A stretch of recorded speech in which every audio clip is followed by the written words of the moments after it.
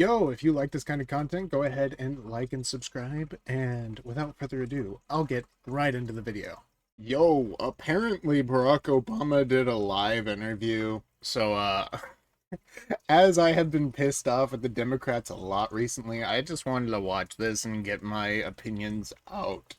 Because, I'm just so positive he's gonna say some stupid crap. So I wanna just watch this, get my opinions out there. Let's talk about it. Let's watch. Let's react. Let's go. Gonna be my first political reaction to anything happening in the current day. Let's see what's happening. How you doing? Good, buddy. How you doing? We've aged. I know. Oh, this is the I'm a little most. hungover. You look like you're walking okay. How you doing, Mr. President? Okay, immediately, like, this is staged, right? Like, this is from the official Barack Obama YouTube account. And this is like some interviewer, I guess. Maybe like a podcaster. I think it's called the What the Fuck podcast. So, like, immediately. A podcast doesn't start when you walk into the room. A podcast starts when you sit down, right? No other podcast, as far as I'm aware, is all like, look at us walking in and saying hi for the first time today. As soon as he turns the corner. That's staged. Okay. Like, I don't care that it's staged. It's not a bad thing. It's whatever. Mark Maron, Barack Obama, they're people too. They can stage their content. It's fine. Just don't want everyone to think like, oh, this is as soon as they got together that day. Like, there's no way that that is true. Okay. I don't care. Doesn't matter. President. It's good to Nice see you. to see you. How have you been? Well, you know, I'm okay. Brendan. Brendan. Yeah, Brendan? nice to meet you. How come he's in a suit, man? Because everything else was in the wash. Yeah, I know. He's That's a all? suit guy. Like, I had when you were first on, I was like, what am I going to wear? And I'm like, well, I'll just wear the plaid shirt, I guess. Well, you're casual. Yeah, I am because I knew you would be. Yeah. Here, I think Oh, we're we're in going here? this way. Okay. The Weird talking point. Weird Got it. conversation. Few today. basketballs? I like suits. I wear suits all the yeah, I'm time. signing them because stuff gets stacked up that I'm supposed to sign. Believe me, you remember my old garage, right? Yeah, it's It's similar. It's a little similar. meter, Yeah. but not much. Okay. Rolling on both. We're rolling on both? Yeah, everything's good. I can I say Yeah. before we start, or Right, sure. you know, whenever you want to start. You've already started. To me, I can't imagine anything tougher or more terrifying than Yeah. doing stand-up comedy. So once you do that, Yeah. I mean, everything else is I can't imagine anything more terrifying than stand-up comedy, says the ex-president of the United States who bombed countries for like 30 years. Okay, like, look. He used more bombs than any other president in his entire lifetime. And he says, I can't imagine anything more terrifying. How about not using more money than any other president to silence the media into saying, hey, this guy's a good guy, and not talking about the fact that you're bombing innocent civilians? How about that? What if you just didn't tell them that you were, like... What if you just told people what you were doing as a president? Like, that would be one thing. That'd be more terrifying than stand-up comedy, right? Like, political commentary. That's more terrifying. Like, come on. Nothing's more terrifying than stand-up comedy, says the ex-president of the United States of America. Most powerful man in the world. Most criticized man in the world. You weren't the most criticized man in the world, I guess. Easy? I won't say easy. I'm saying, Not as frightening. yeah, to me, standing alone on a stage and hoping a bunch of people laugh at your stuff. Yeah. It's you get used to it, Yeah. but not unlike I'm sure your gig. Yeah. You know, sometimes it's not going to go exactly right. It's not always going to. What does Obama do nowadays besides, like, obviously pull the strings behind, like, political leaders like Joe Biden? What does he do? I don't know. It's very intriguing. He occasionally comes out and says stuff like, oh, it's awful that Charlie Kirk got shot, but, you know, it's like, that's what he does nowadays, obviously, but, like, how does he supposedly make his money? That's a question. You're not always going to hit it out of the park. Right. But I guess what I'm saying is, at a certain point for you, there's got to be just you had a lot of reps. Yeah, Reps are helpful, man. reps in talking to people and reps in comedy, but it's weird with both for me because I seem to get just as anxious and it never goes away. not for me because I don't know if it's part of my preparation, but with stand up it's a little less where like I know that a part of me lives up there. Yeah. That I exist on that stage. Yeah. And so I don't freak myself out as much. But with conversations, I don't generally know what's going to happen, and the anxiety is different. But yeah, I still keep it fresh by being terrified. Well, look, there's Bill Russell. Yep, Bill Russell, greatest champion of North American sports. Yep, kept throwing up even after right before games. I have nothing to say about this. Like, honestly, it's like, okay, there are great people in the world. Obviously, I don't know who Bill Russell is. Like, I have no comment on who he is, what he does. This is the sucky part about going into interviews blind, because I have no idea who Bill Russell is. But I'm sure some activist guy, as well as like a football player or whatever the hell he did. No idea who he is, though. It's true, right? Yeah. Yeah. I mean, you got to have a few butterflies, otherwise. Yeah. You don't get it? You know, not just having a conversation. Right. You know, if there's a big speech that I've got to give, then there's still a little bit of fear, a little bit of adrenaline. Yeah. I think he should have a little bit of adrenaline right now, because he's going in front of millions of people who might want to watch this and judge him for it, and then judge his party on it, because, you know, he's probably going to say some stupid stuff. Let's be real. This is supposed to be a big thing, and I don't think he's going to think it is. Yeah? Yeah. A little bit of like, all right, let me make sure that, you know, I got. Yeah, you're ready to go? You're focused? I'm focused. Lit up? I'm pumped up. How would you say your mental focus is? Oh, it's focused. I can't even describe to you the amount of years. That's a Bidenism, by the way. Are we just gonna dive in here? I think we're already doing it. We're already doing it? I do want to ask you. Let's go. I got a weird question I want to ask you, and He acts like he wasn't aware that there was a camera guy recording him walking in, recording him sitting down, recording him starting.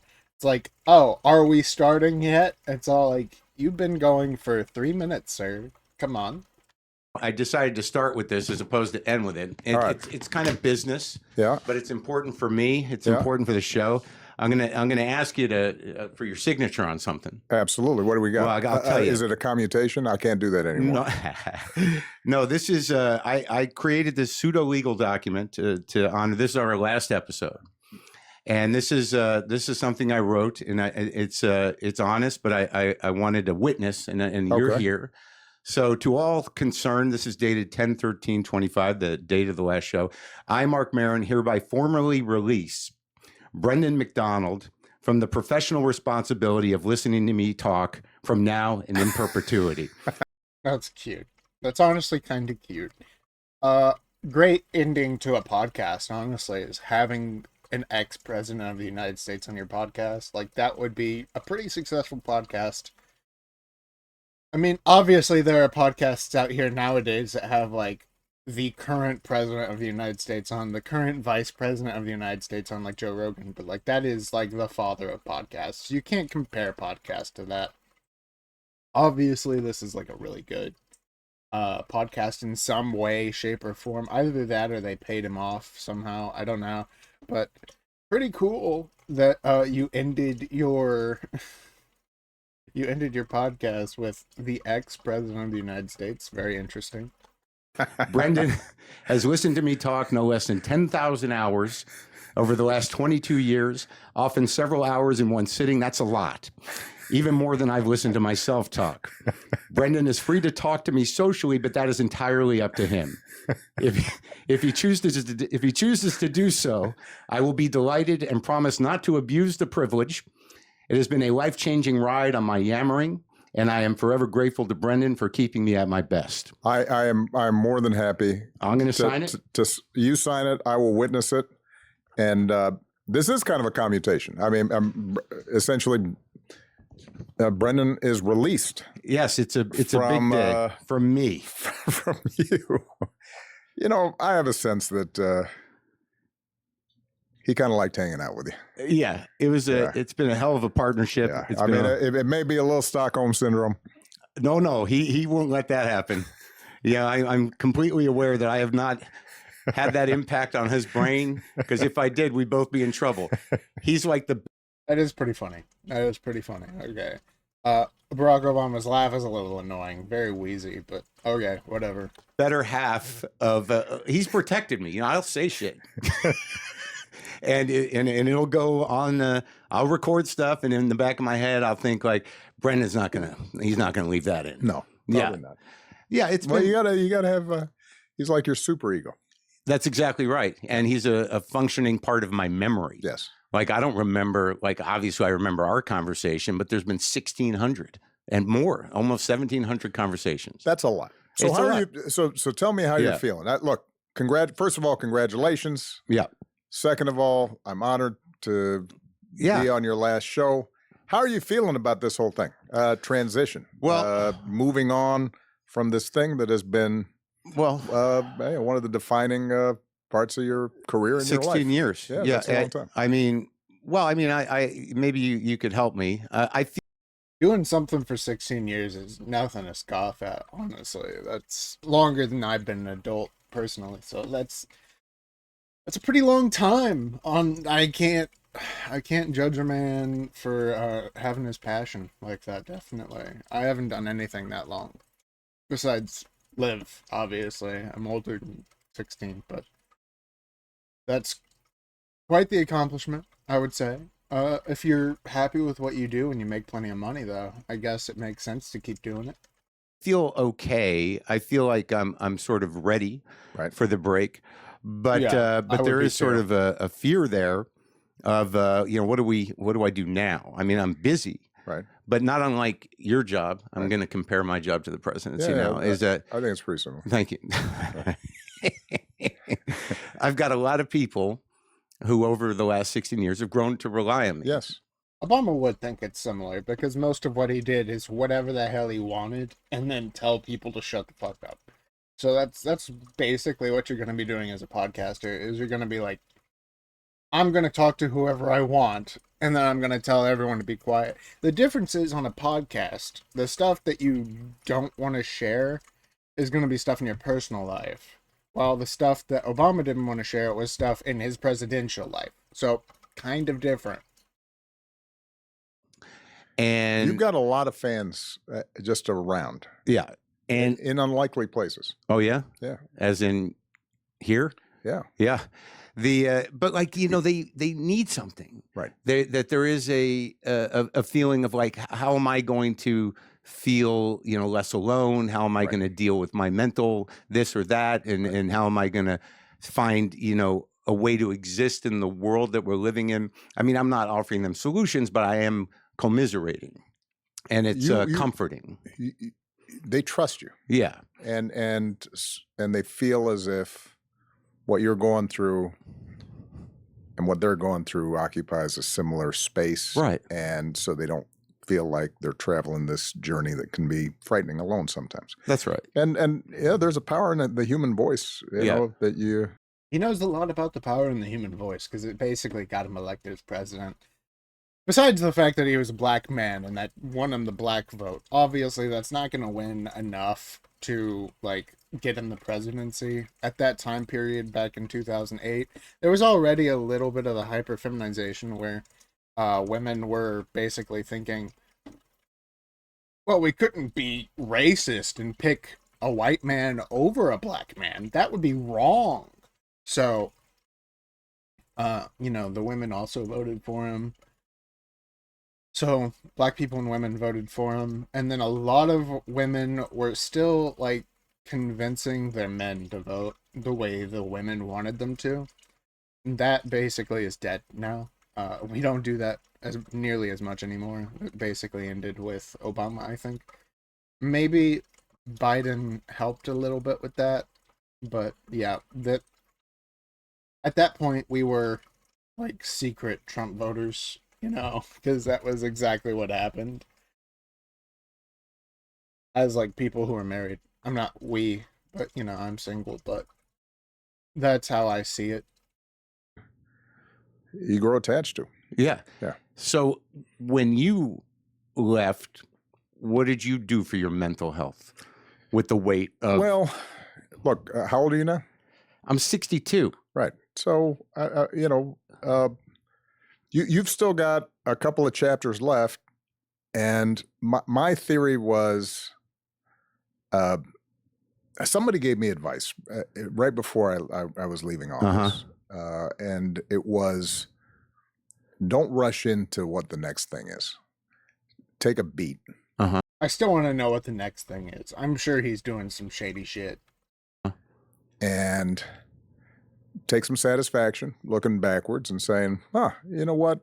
Didn't get everything done that I wanted. Right. Wasn't always exactly how I planned it. But there's a body of work there that I'm proud of. Right. What is he proud of? Because like, I don't know what he could be proud of besides being president, honestly. Like, he made Obamacare. Okay, cool. The worst healthcare system on the market. Yeah. Like, what did he do? He increased debt.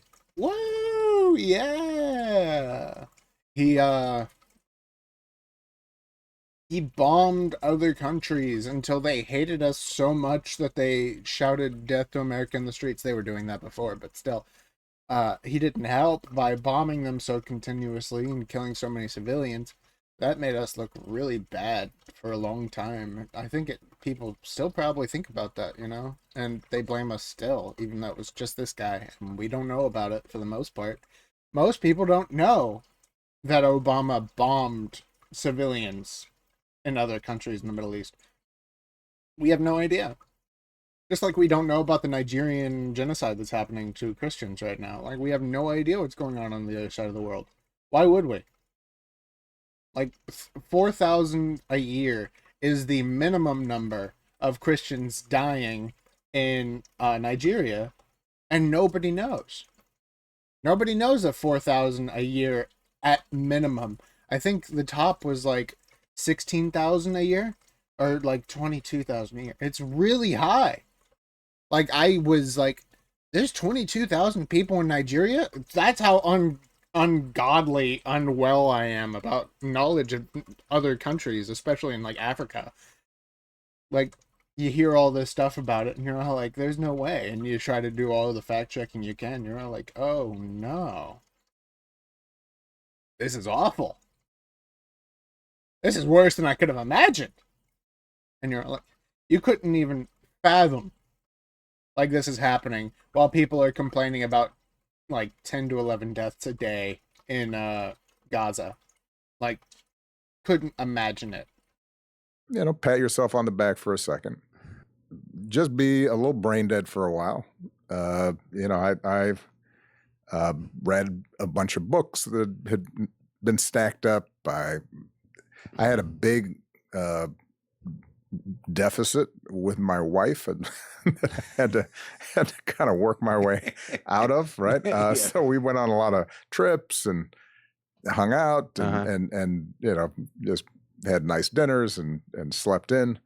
And then I think, what this is an opportunity for you, it was an opportunity for me, was figuring out, all right, what's my next highest and best use? What's a new purpose? Yeah. That scratches that itch. And personally, I'd be okay if he just became a podcaster and had a failed podcast. I would love that for Obama. I would, 100%. He's a good talker. He's a great talker. But if he just did podcasts for the rest of his life, I think, he might have a chance of success at something. But, obviously that's not what he did, because he's out here doing this now, and I haven't heard of his other podcast. Apparently he's been on this podcast before, so that's cool. Maybe I'll check that out someday and talk about his points there. It may not come to you right away. The podcast was kind of a random thing, right? You said, "Oh, let's try this out," and Yeah.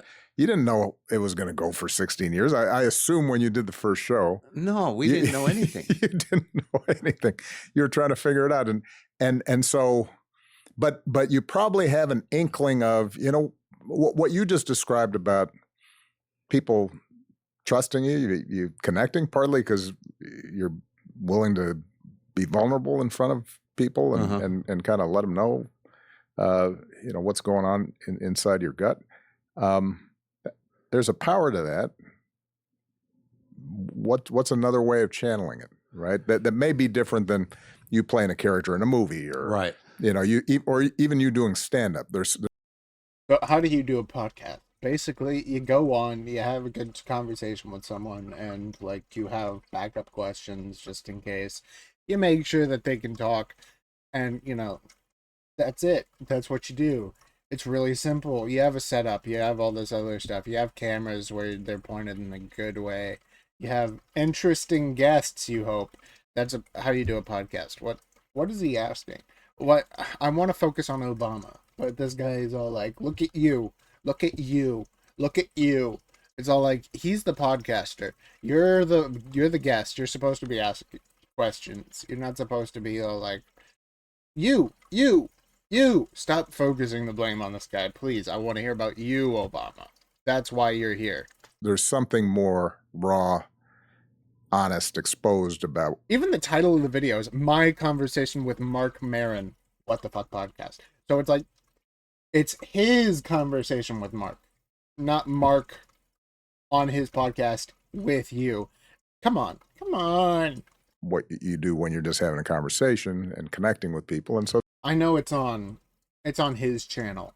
So maybe that's why. Maybe that's understanding it.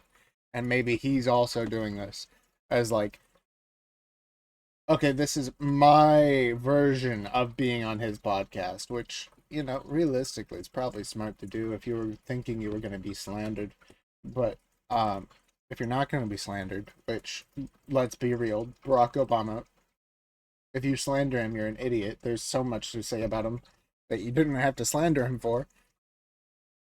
Yeah, so why would you do it? Why would you slander him? Just talk about his real stuff. So the question is, well, is there another way for me to catch that? Yeah. But you don't have to rush into it. I guess my main thing would be, take your time. Right. Unless you really got some bills to pay. No, I'm okay. But it feels like I remember when you left, and there is this sort of a vacuum, and in terms of obviously my responsibility to my audience is different. But how do you sort of, did you feel the weight of that responsibility? Yeah, I mean, what was unusual for me was obviously a lot of what I represented. Yeah. A lot of what Michelle and I had tried to project. What Michael and I had to represent. Values. The values of blowing up Middle Eastern civilians. Are thinking about America. What we think about America. We don't really like it. This guy. My successor seemed to represent the opposite. Right. Not seemed, did. Yeah. And I almost thought for half a second he was talking about Kamala Harris, and I was all like, wait, is he recognizing this? But no, he's talking about Donald Trump. He's saying that Donald Trump didn't represent America. The one who believes in literal American values. What does he not believe about America? Please tell me, Mr. President, Mr. Ex-President, Mr. Pathetic Little Boy. So I think there was a lot of anger, loss, a lot of sadness. Yeah. Like the people you blew up in the Middle East. Some fear. Like the people you blew up in the Middle East. Among a big chunk of the country. And there was not a lot of fear unless you were an absolute idiot. Like, nobody was scared of Donald Trump. We were scared of Hillary Clinton. We were scared of Kamala Harris. Because, you know, they were unhinged. Donald Trump's not unhinged. And you know, one of the problems with the American political system is, although we have political parties, we don't have a parliamentary system. So basically, the president. Did you say we don't have a parliamentary system? What does he mean by that? In my case, Democrat. I leave office, and there's no obvious person who's now the shadow prime minister, the leader of the party Democrats, for the right, Democrats, right, right? And so there. Yes, there was. There was literally the House of Representatives had their leader, and it was Nancy Pelosi. Nancy Pelosi was the obvious leader of the Democratic Party at that point. Do you want a constant leader of the Democratic Party? Because, like, nobody likes when you're in power. Like, if they know what you're doing, nobody likes what you're doing. Nobody looks at what a Democrat does and says, this is good, unless they're entirely audience captured or just, like, brainwashed. Basically the same thing, audience capture and brainwashing. But yeah, nobody looks at a Democrat and says, this is good. No, they think, why?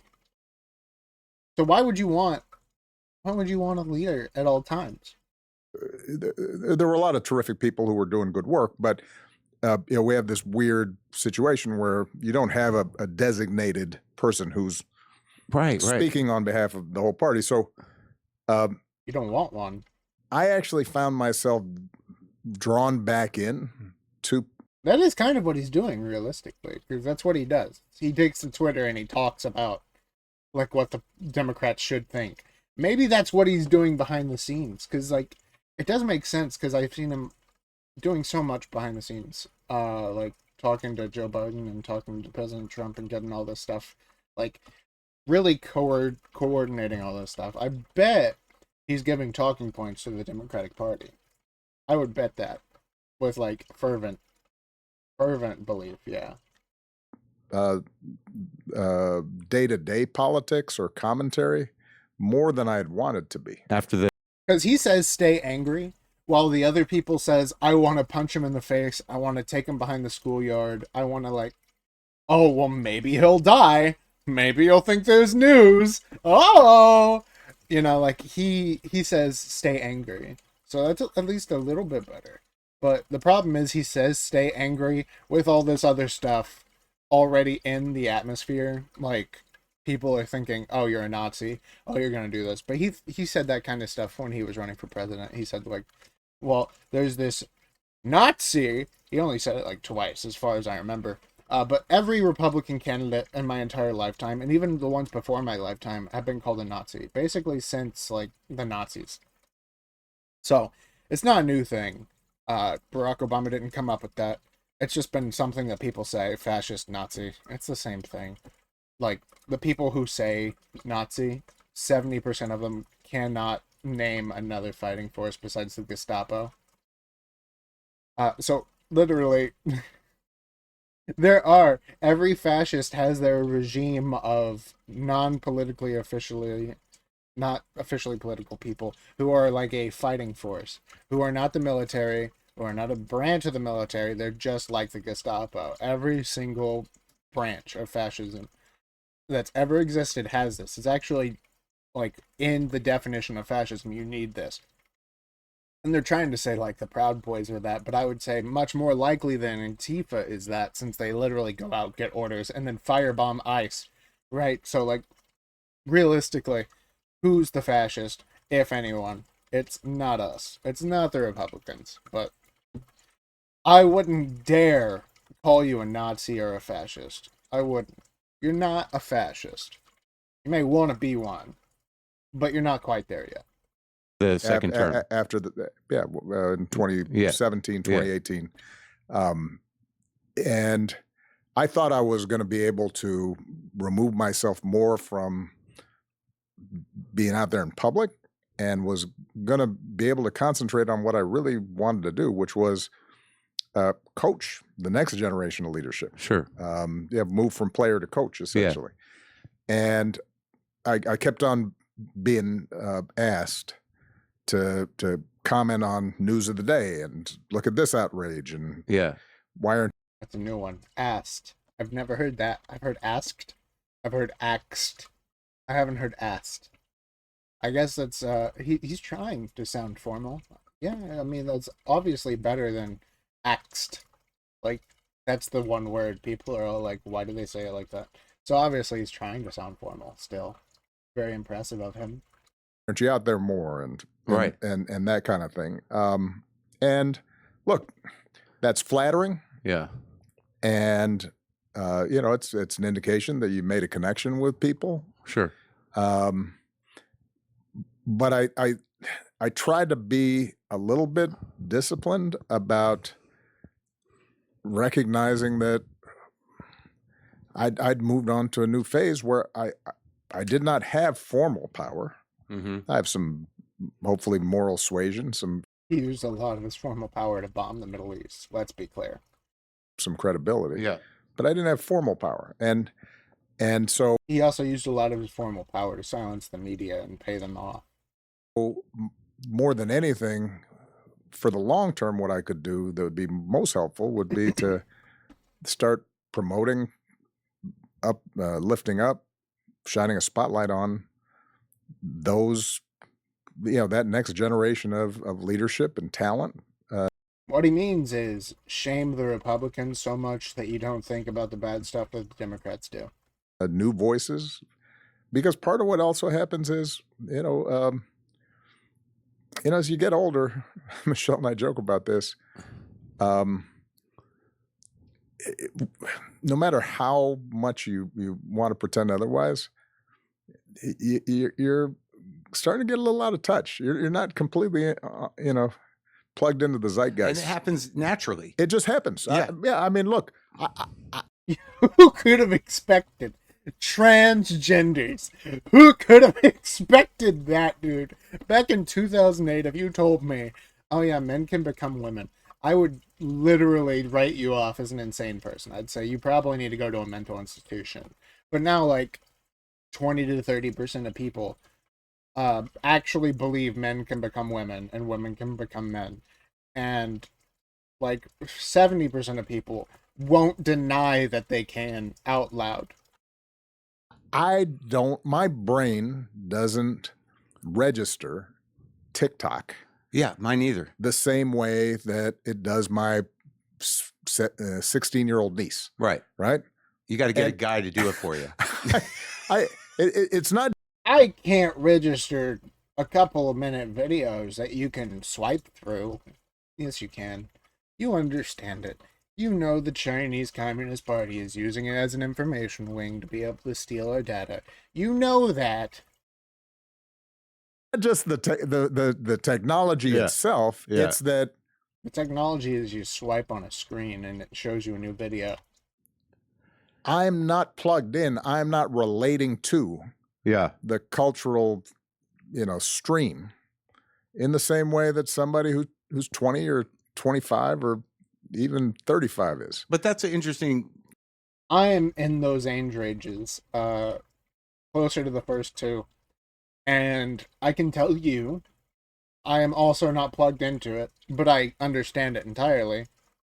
I don't have a TikTok. But you know what a reel is. You know what a TikTok is. You know what a YouTube short is. You just know what it is. Like, you know how to work it. You swipe on the screen, you hit the heart button. Some people hit the heart button on every single video they see, and I just don't like those people. I don't understand those people. They're very strange people. Couldn't be me.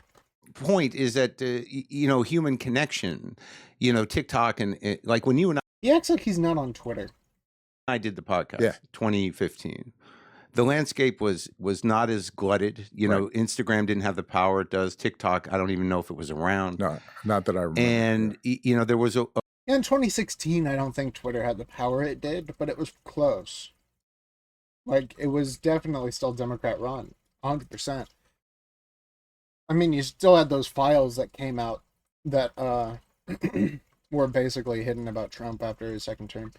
After his first term, I think, is when the X files came out.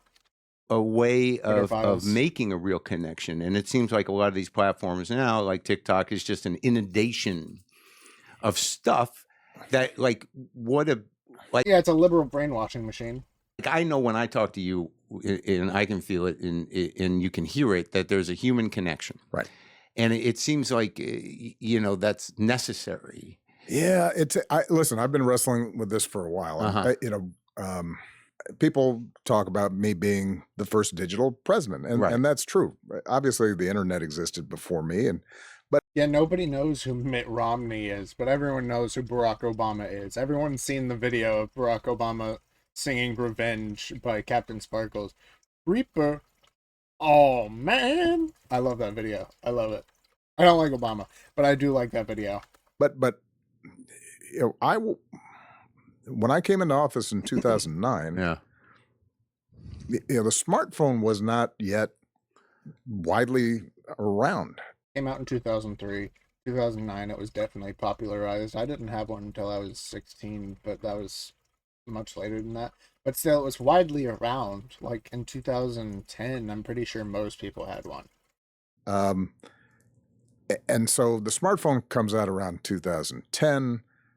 Smartphone came out in 2003. Pretty sure the iPhone was created then. Facebook, Twitter, a lot of social.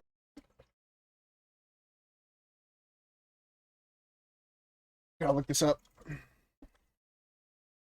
Smartphone creation date.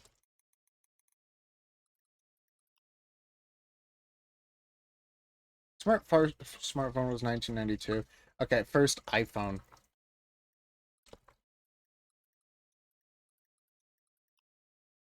Two 2007. I thought that was in 2003. What? Phone came out in 2003.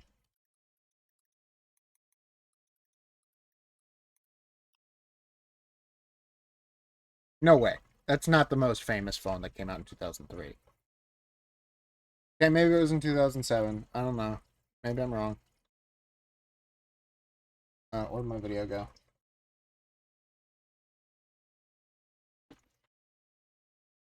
Why is it in full screen? Stop that. Social media is just taking off. It seemed optimistic. It did, right? Yeah. So there's all this sense of this is human connection. Yeah. My campaign wouldn't work. I joke about the fact that I was an early adapter of all this social media, not because, by the way, I was so smart. Yeah. It was that my campaign was broke enough that I had to rely on a bunch of 20 and 25-year. Okay, maybe he was kind of broke. And he definitely did rely on the 25-year-olds. That was the millennials. And, yeah. Very late Gen Xers. So, yeah, he did definitely do that. I don't know if he was broke, but... yeah, if he ever brings up race into this, I'm going to scream at him. Year-olds Yeah. He will bring up race. Yeah. And they'd say like, hey, He always Senator, does. This is a website. And I said, oh, website, great. You know? Well, Sounds good. Sounds good. And say, so you can have pictures and you can have even video on there. Yeah. And see this little box, like people can click it and they can contribute money. Right. And I'd be like, really? That's good. That seems useful. And then they'd say, and this one, they can like volunteer. And I'd be like, well, that's great. Yeah, let's do that. And so I part of the reason I was elected was we were adapting all these new media. But most of the reason you were elected is because you were a charismatic person who used the industry that was the leftist propaganda wing that made you feel bad for black people, and that was why. Major reason. I know you don't want to say it like that, but it's true. Why is my screen so small? Still feels small. Weird. This dates myself when I talk to audiences. I was like, my social media, our social media was MySpace. Yeah. And when Meetup. you were a kid. Right. Now, Meetup is the one that I always tell people is the most interesting to me. I don't even know what it is. I missed it. So Meetup was Meetup is still a thing.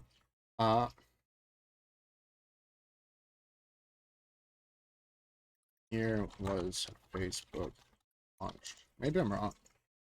2004. Yeah, you were. it Definitely was around a at that social point. media Early, yeah.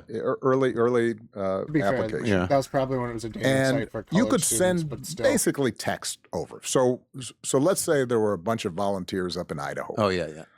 And Idaho is not a big blue state with a lot of delegates, so we don't have the resources to send a whole staff, Right. paid staff up to Idaho. But we have a few volunteers, some people, some supporters. They send us a message saying, "Hey, we're Idahoans for Obama." Yeah. And we'd love to build we think you can win this state. And so we go, all right. So we'd send a bunch of information through Meetup, and we'd give them the app. And basically what the app would do is you could send out, here's Obama's There's a positions group on chat. things, here's Yeah. dates of debates and this and that. But the main thing it did, hence the name, was it would help these volunteers organize themselves to meet up In person. Now they use it to pay protesters. Yeah. In a church basement, in a bar, Right. in a VFW hall, whatever. And what I always tell people was wonderful about this rudimentary app was, Obviously, I don't know if they're actually doing it on Meetup still, but very likely. they'd show up when they actually met in person. And maybe they were assuming that they were all thought the same way and Right. had the same positions on everything. And they'd show up at some Obama volunteer meeting, and you'd have what looked like an ex-army sergeant with a crew cut. Yeah. And you'd have a young black woman with a nose ring. Yeah. And you'd have It's almost like before his presidency, there really wasn't that much of a focus on race, except for the fact that we felt bad for black people and we thought they needed a better chance in life. It's almost like that. And like racism wasn't as rampant as it is today. It's almost like that. That's crazy. a suburban mom, with some kids. Right. And it turned out that by virtue of meeting in person, you kind of realize people are a little more complicated. Sure. Maybe they don't agree with me on everything. Right. Maybe and that's a good thing, right? Sure. So it creates this friction and this interest. Very interesting to see a leftist saying that it's a good thing that they don't agree with me on everything. That's very not a leftist value. That's not a leftist value at all. And it forced people to kind of say, all right, well, it turns out that I don't have to agree with everything to work with somebody. Right. And then out of those meetings, they'd Now they kill you if you don't agree with them. have to go out and start knocking on doors, and that's the ultimate meetup, because now you're forcing yourself to talk to strangers who definitely don't agree with you on stuff. But there was that sense. I don't know when they did that. Nobody ever knocked on my door to talk about Obama. I guess this is like in popular cities or something, which is a really bad place to do that for a Democrat. You could do that for Republicans, because Republicans never get the city vote, but I guess whatever. Of human interaction, Yeah. in all, and that gave people a sense of how somebody could be a good guy but also have blind spots. Somebody could be, seem like a real jerk, and yet there's this redeeming quality. It's the same. The redeeming quality is that they support terrorism nowadays. That's probably it. sense that you get living in a neighborhood, right? Oh, yeah. Which is like you go to the soccer game and all the parents are sitting around, and some guy or gal may not be your cup of tea, but then you see him hug their kid and you go, oh, And you know what? he's all right. He's all right. Well, and that's foundational to democracy working. Correct. And what happens now is that with us and them, and Yeah. with all these social media platforms, being individuals' reality. Right. So there's no conversation. Let me be clear. The person who hugs their kid is Charlie Kirk, who was shot through the neck, and Barack Obama didn't officially say that was a bad thing. He said it was bad. Don't get me wrong, but he didn't condemn it. uh, like most Democrats didn't, because you can't disavow your own base, and that's your base is murderers and terrorists. You just got people blasting away at your face all Right. day. And the whole reeling thing, the algorithm Yes, thing, yes. it does capture your mind and send you down a very narrow track Yeah, and they use that. in a way that, and it's interesting for me. I said, like, my brain doesn't work that way. Right. But I'll be honest with you, with me, it's mostly like sports videos. Yeah, sure. I'll be honest with you is usually a statement you have to say if you actively lie. But I see how this mechanism works, where you can just get on a track, and that algorithm is powerful, and Yeah, that's how they convince people to vote Democrat. you will suddenly be consumed by this thing for half an hour, and you look up and you've wasted a whole bunch of time, but what it's also done is it has narrowed your world significantly, and if you get on a political or social track on those reels, it's hard to break. It'll break your brain. It'll break your brain. And it's so terrifying and disturbing that where you don't. That's why you have Democratic mayors nowadays saying that we should kill Republican babies because they're little fascists. That's how you get that. And also the dopamine part of it. It's that people don't have necessarily, whether they do or not, it'll annihilate their sense of values. It'll annihilate principles, in a way, because it works them up by delivering this thing. Well, it is well known. I mean, this has been documented. That, right. The design of phones, the way social media apps are set up, a lot of that is science based. That arose out of figuring out how to make addiction, right? Figuring out how to make slot machines. Sure. There's a reason why all these pings and lights, and, right. Stuff comes up on your phone. Yeah. When notifications come, if you haven't silenced it on your phone, right? Just that sense of the only game I really play is on my phone is Word with Friends with Pete Souza, my old photographer from the White House. Sure, took our picture. Yeah, and it's just a way for us to stay in touch. Yeah, I mean, he literally uses Twitter, but okay. There's a very particular ping that comes up when he's played. Yeah, and if I haven't turned my phone off, I could be in the middle of negotiations on a nuclear treaty. Yeah, and that ping goes off. There's a part of me that's like, you know what, I got to. I wonder what he played. Right? He's negotiating on nuclear treaties right now. He's not a president, though. Why is he negotiating on nuclear treaties? Because he's talking about current day. I don't know. So all that is shaping the political environment in ways that even when you and I talked in 2015, that didn't exist. That was during his presidency. Now the interesting thing is podcasting. Is obviously it's gotten segmented and it's getting chopped up so that people don't listen to a whole conversation on the video. Yeah, on the video. I wonder who's listening to a whole conversation and all that stuff. There is still, I think, a power in just people listening to conversations if they listen to the whole thing. Sure.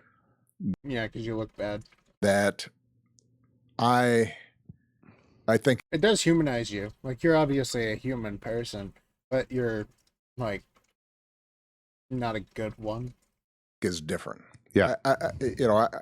You and Rogan, I guess, came up. Yeah. Started right around the same time, right? And it was interesting to me when both of them started off as heavily leftist, I'm assuming, because the What the Fuck podcast has had Barack Obama on here twice, and I haven't heard a single Republican be on here. So yeah, Wiley was president too, so I'm going to go ahead and assume this is the one that the Democrats wanted to take off, but eventually abandoned, and now are coming back to him as his final show. It's just a send-off. I'm gonna go ahead and assume that's what's going on here. However, Joe Rogan was also a leftist. They probably didn't want to see him succeed for whatever reason, probably because he wasn't under their paycheck at the time. Of course, nowadays he's bashing Trump again, even though he literally went out and said that he supports Trump, and said stuff like, "Oh well, I support Trump. He's a good guy, and we need to get these illegals out of the country." And now he's saying, "Oh, ICE, they're evil." And it's like, what the hell, Joe Rogan? You literally said you support ICE, and now that ICE is doing what they're supposed to do, you're saying you don't support ICE. What the fuck? People started criticizing, I don't know, Bernie or somebody else for going Sure. on Rogan. Right. It's like, well, why wouldn't you? Yeah, of course, go. If you have time to go have a conversation with somebody. To be clear, he sabotaged Bernie Sanders' campaign. He did. The Democratic Party did. They literally sabotaged him. They said, "Oh, everybody has to gang up on him, or else he's going to win." So they went out of their way to sabotage Bernie Sanders, and now they're coming back and saying, "Oh, why would you ever judge someone for going on a podcast?" Eh, then They literally said, "Look at him. He got a 8 on the gun review thing when you were supposed to fail. He didn't get an absolute 0 on his test. He's a bad guy. He should have gotten a 0." that is consistent with democracy. To me, engaging in a honest conversation He dogpiles literally every conversation he gets in. that's not just yelling, not just trying to score points, but He's always trying to score points. all right, I'm going to take time to listen, and then I'm going to Sure. kind of share how I'm thinking about things. Still valuable. That part of it is valuable, and the fact that we can have access to that, that we can in some ways participate in that conversation. I think is actually not the big problem. The problem that happens with podcasts is that they get all chopped up, and Well, that's then it gets put up on the video stream. Yeah. And the content economy. yeah, The one thing that we did was always keep it audio. So then we were it's harder to clip audio. correct. And the people that listen to my show Yeah. are in for the whole conversation. And I think what you're talking about, which, I try to kind of understand or wrap my brain around, is that there's a tribalization happening in terms of, even if Bernie, goes on Joe, that, Bernie is focused and he knows what he wants to say. Yeah. But, when it's Bernie's not focused, to be clear. I'm not a Bernie Sanders supporter by any means. I think he's basically like low-key supporting terrorism. But, AOC and Bernie Sanders are going to try running for president together, so let's see what happens. Last time they utterly failed, but I think they're going third party this time, and people are ditching the Democrats on massive numbers. So who knows what will happen.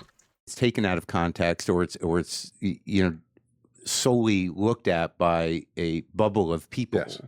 that the message can become obscured, right, and diminished. Yeah, but look, there's this young state rep, James Tirico, who was on there a while back out of Texas. Oh, that guy's good, right? He's terrific, a really talented young man, and There's this tribalism that's going on. Oh, that guy's good, right? Who is he? I don't know who he is. James Dorico. He's based in Texas. I'm based in Texas. it does require a certain confidence. I'm also just based in your actual convictions to debate and have a conversation with somebody who disagrees with you on a whole I would love Obama to come on here with me. bunch of stuff. What And makes him so good, though? Because there is something grounded about him that you had it too. I you know what? So in our foundation, a lot of the work that I do is working with young civic leaders, political leaders, journalists, human rights lawyers, not just here in the United States, but around the world. And one of the first things I say to them is, know what you really believe. Right. Like, that's your starting point. Right. And if you know what first of all, if you understand your convictions, you got a moral compass, you got a code, you've spent time wrestling with what it is that you care about and what you believe. Yeah. Then it's a lot easier now to be open and actually listen to other people.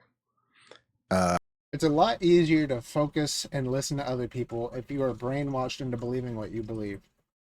I don't believe that's true. I think it's much easier to listen to people realistically if you're open-minded and not closed-minded.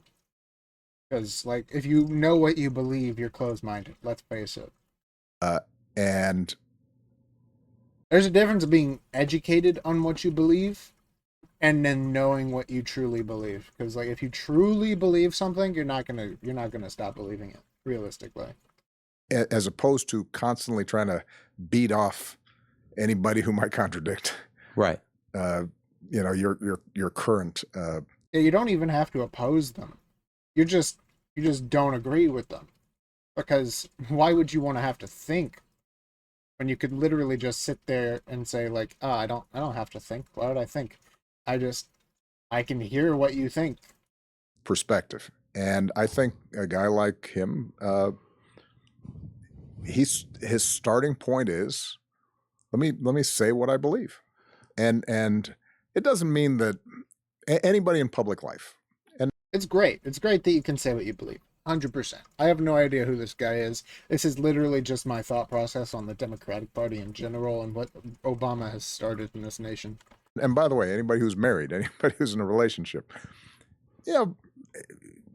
it doesn't mean that you can't practice the art of diplomacy, that you Sure. can't say it Compromise. in ways that are more likely to be received. Right.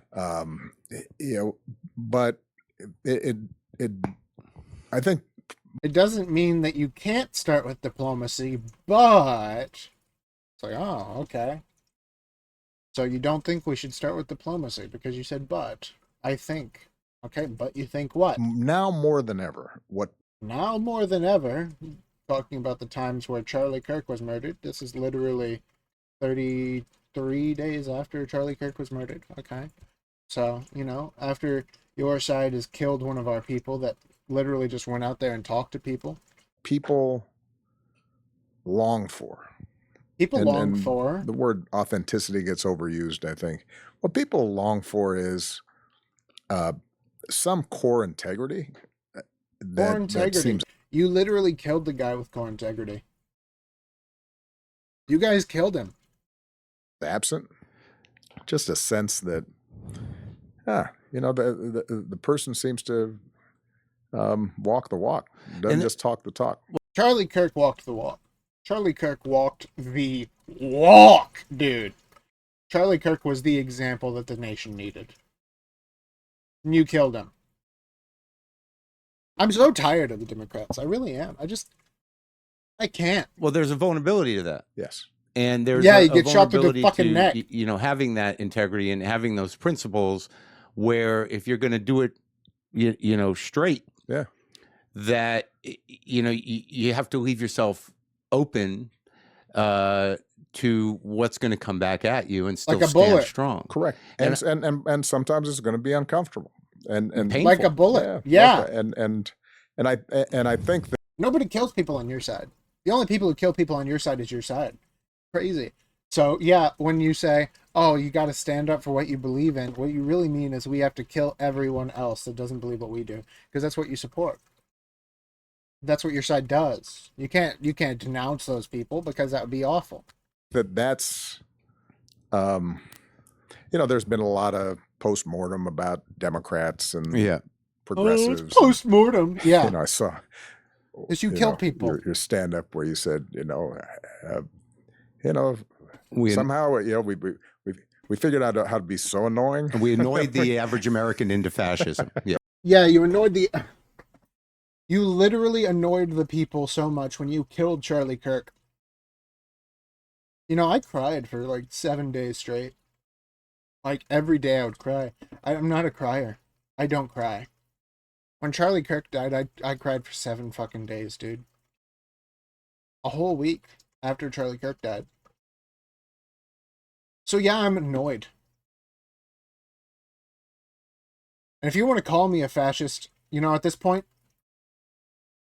do it.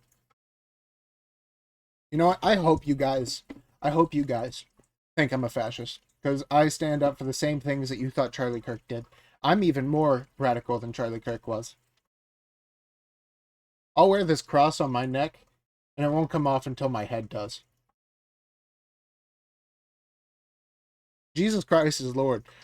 You guys don't believe that because you're talking to a Muslim and you're talking to an atheist. That's what I see here.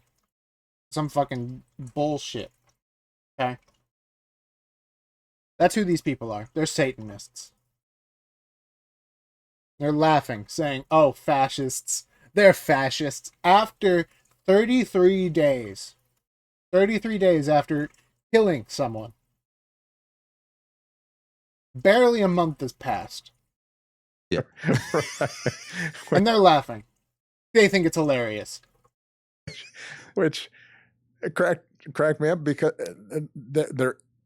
I wasn't as funny about saying this, but even 4, 5, 6 years ago, I'd say Yeah, 6 years ago, he was still calling us fascists. He was still calling us Nazis. you can't just be a scold all the time. You can't. Decades we've been called Nazis. They're finally killing us. Constantly lecture people without acknowledging that you've got some blind spots too, and that life's messy, and and What are your blind spots? What have you been shown? so You won't tell us that. The vulnerability, I think, comes in saying, all right, I've got some core convictions. I've got beliefs that I'm not going to compromise, but I'm also not going to assert that I am so righteous and so pure and so insightful that You're not so insightful that you would support terrorists killing freedom of speech people. You would never do that. Straight white male Christians who are married and have children being murdered in front of their wife and children, you would never support that. Being murdered on live streams that go across the entire fucking nation, you would never support that. There's not the possibility that maybe I'm wrong on this. Sure. Yeah, no, you would just kill people for it. Or that, other people, if they don't say things exactly the way I say them, or Then you wouldn't kill them. see things exactly the way I do, that somehow they're bad people. And No, they're not bad people. You would just kill them. and so there was this weird, what I saw in, and I think this was a fault of some. Okay, to be completely honest, it sounds like he's trying to walk back the fascist statement. He's saying, oh, well, we shouldn't call them bad people because they don't think the way we do. But he does. He does believe we're fascists. Maybe he's trying to walk it back publicly, and that's a good thing. But we can't believe that he will keep doing that. Some progressive language was almost asserting a holier than thou superiority that's not that different from what we used to joke about coming from the right, the right and the moral majority, and right. The right does have the moral majority. We don't have to pretend we do. Way and a certain fundamentalism about how to think about stuff that I think was dangerous. Wait, because it was also a single. You think it's dangerous? Issue. Yeah. That if you have progressives, like and how you straddled this stuff in general with being constantly trolled and attacked by the right, and then you have the left who are like, well, he droned a lot of people. Yeah. He's constantly attacked. Really? He silenced the media for his entire 8 years of presidency. He's constantly attacked? Really? Like, yeah, okay, you're here right now. Yeah, duh, I'm here right now, because he willingly came out into a podcast 33 days after the murder of Charlie Kirk. Yeah, I'm here judging him. I'm picking up the bloody microphone. And then it never goes. I'd get my ass kicked. Right. Trump doesn't get anything. No, he gets his ass kicked. But it seemed like the intention on your behalf, and I noticed this is something that happened to me recently. I was in Canada, for a couple of days, and I was talking to somebody up there, and I said the best thing that Trump has done is bring your country together.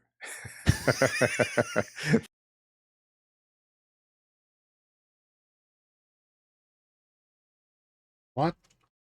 they do seem to be rallying around the maple leaf. But it was fundamentally like, despite whatever difference. The best thing that he did was bring your country together. Who is he talking about? they done is bring your country, and I said the best thing that and I was talking to somebody up there, and I said the best thing that Trump has done is fundamentally like, despite whatever differences they have, and it is a parliamentary system up there, but as individuals that however they. Okay, so Canada is a parliamentary system. Canada is a parliamentary system, not America. Really?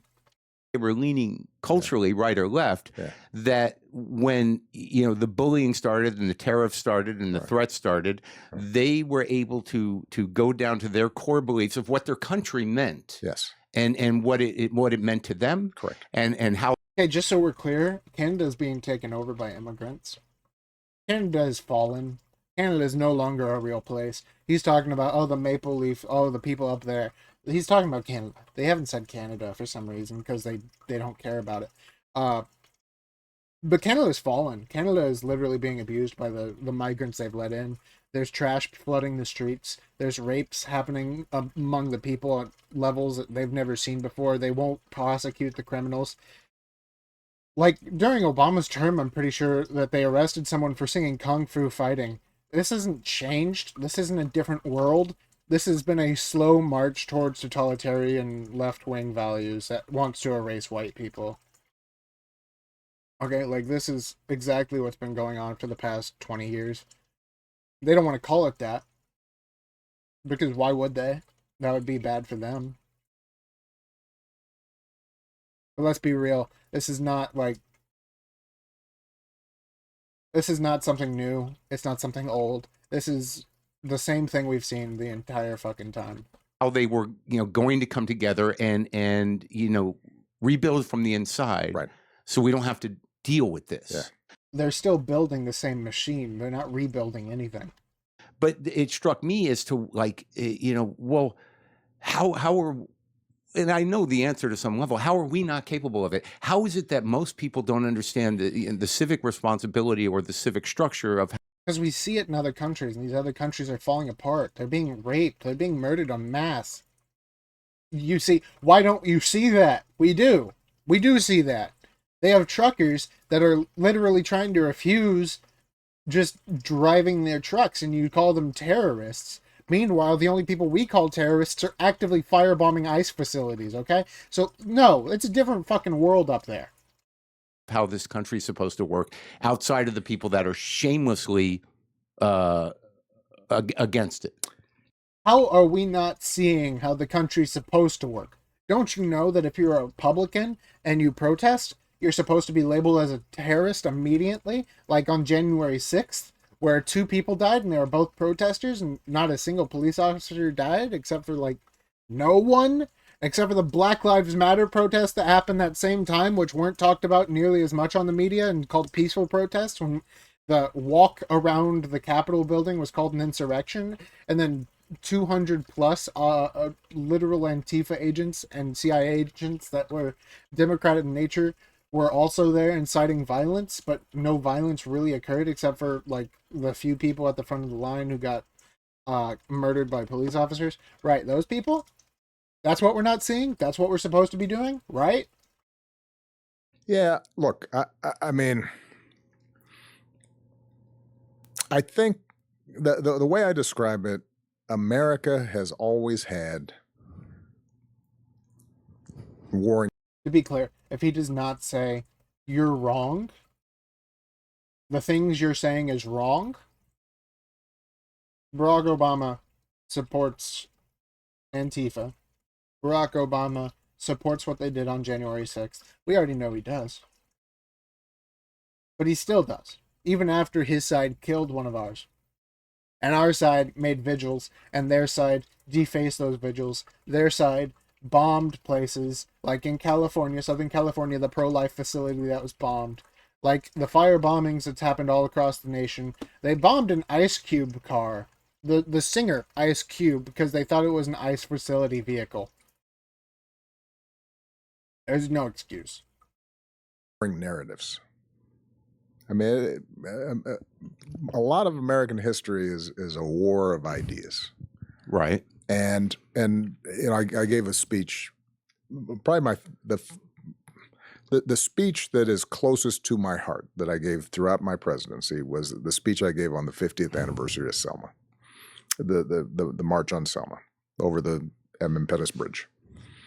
And you know, I talked about that clash being as important as Gettysburg or Appomattox. You've got on one side John Lewis and a ragtag band of, you know, Pullman porters and maids and clergy and a couple of rabbis and college kids, and they're marching from one side, and on the other side you've got Tell us who's on the other side. folks with billy clubs on horseback and fire hoses and right. On the other side are people with weapons. On one side you have people.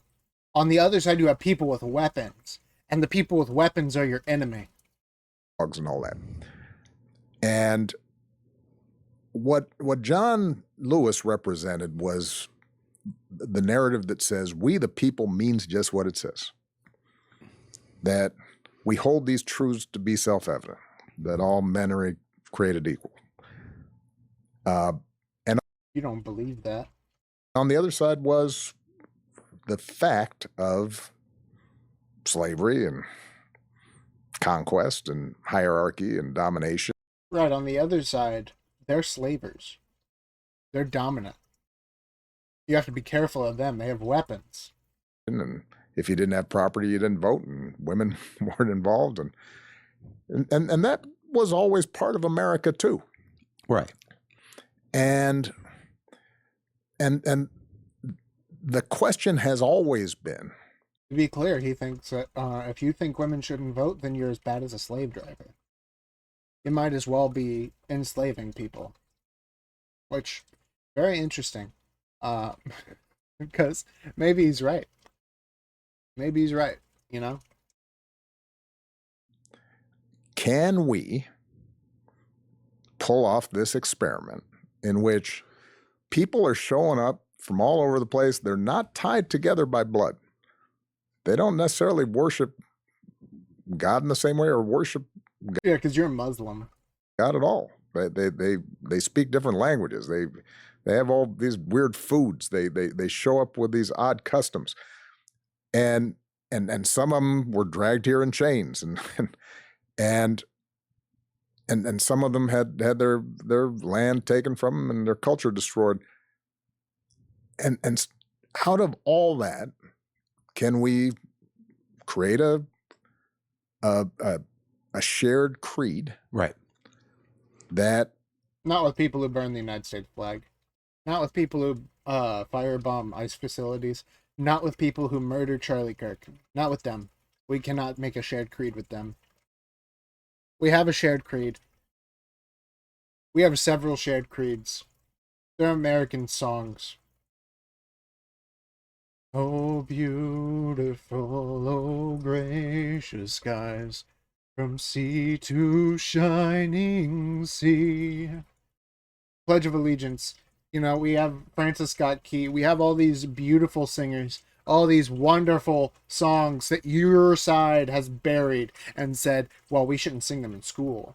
Well, we shouldn't have school children singing them. We shouldn't have people pledging their allegiance to their country in school. That would be awful. We shouldn't have the biblical standard of people who literally... The Bible was the foundation of our U.S. Constitution. He won't say that because he's a Muslim. He won't say that because he's anti-Christian. He's anti-Christ. He's an anti-Christ, not the anti-Christ. The Bible's very specific on saying that there's a difference between a and the. So yeah, he's one of the antichrists. So yeah, he's not going to say like we have a shared creed and half of you have stopped believing in it, because it's true. The left has stopped believing in the American creed.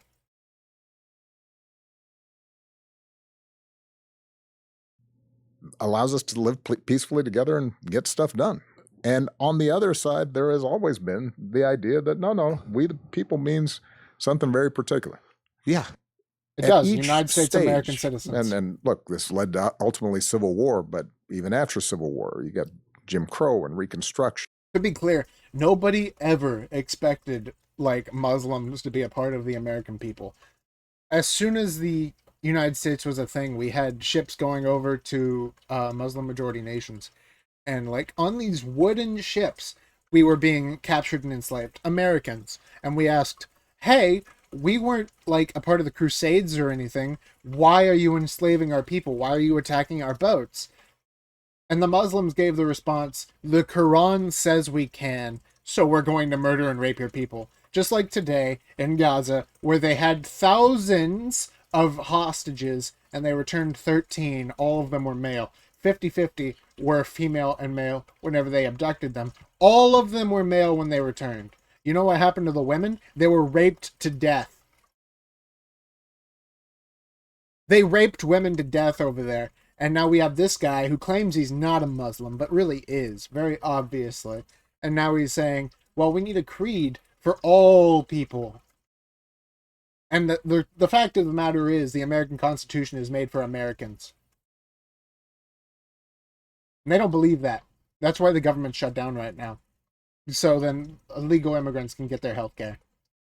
Yeah. And the Klan, and there's always been this fight. There's always been this fight. You're as bad as a Klan member. Over what is the true story of America. And I believe deeply in this story that we need open borders, is what he thinks. Yeah, if we can pull this off, if we can actually treat everybody with decency and respect and compromise and make democracy work, it shines We need to make democracy work without enforcing the judicial system. a light for the entire world. Right. And the other path of tribe and a zero-sum game and everything's dog eat dog and a competition, and you try to take advantage of the other person because they're going to try to take advantage of you. And if they don't look like you and they don't believe what you do, you might make them president of the United States. If they don't look like you and they don't believe what you do, you might make them president of the United fucking States. And they have a different faith than you, that they're a threat to you. That is the path. They are a threat. They showed us that. They killed Charlie Kirk. You act like that's... I'm not going to stop saying it. That leads to things like World War II and the Holocaust. Oh, so we're as bad as the fucking Nazis. It's just like the Holocaust, because you're a threat to us. And, slavery and Pol Pot and Rwanda and yeah, you're as bad as the Rwandan genocide because you believe that the Democrats are a threat to you. You know, if you keep telling people that everything they want is fascism, eventually they're going to believe that everything they want is fascism, and fascism is everything they want. Eventually, that's what's going to come out of this. That's why Nick Fuentes was as serious as he was about that stuff. That's why he hates Jews. It's because you guys keep telling him that he should. It's the Democrats that are doing it. The people who don't listen to the Democrats are all like, what the fuck are you doing? Why are you calling yourself a Nazi? That's awful. The people who do listen to the Democrats are actual fucking Nazis. They listen to them and they say, oh, I disagree with you. And you say people who disagree with you are Nazis. They say, oh, people who think transgenders are bad are Nazis because the Nazis were against transgenders. People who are against pedophiles are like Nazis because the Nazis stopped pedophile rings in Nazi Germany. They say all this stuff, and they say, oh, why are you calling yourself Nazis? Because we're anti-pedophile, we're anti-trans, and we're anti-you. And all you do is call people Nazis. All you do is call people genocidal. You're going to convince people that they want genocide. That's what you're doing. We see how that plays out. Yeah. And so the question is, can the better, in my mind. To be clear, these guys support communist ideology, and we've also seen how that goes. We've seen how communist goes. Can that better story win? And I think that after World War II, you and I are basically the same generation. We grew up in a monoculture. We grew up in a monoculture where we called anyone else Nazis. With and as flawed as it was, with TV and Walter Cronkite, and we were all watching the same things, we were seeing the same things, And to be clear, they were still calling presidential candidates Nazis at the time.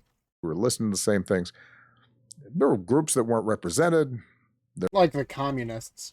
There was, bias in it. Women didn't have power, and were stereotyped in all kinds of awful ways. The LGBT community was just invisible and forced into the closet. There was all kinds of flaws to it, but there was a common narrative. I really like the time of the 1950s. Of course, they had chicken pox, but we have COVID. So, I mean, I don't think there was anything really bad about 1920s to 1950s other than, what happened in, the other side of the world. America was probably one of the best places in the world at any point in history in the 1920s to 1950s. If we could keep the policies of the 1920s to the 1950s, I think we'd be a much better nation.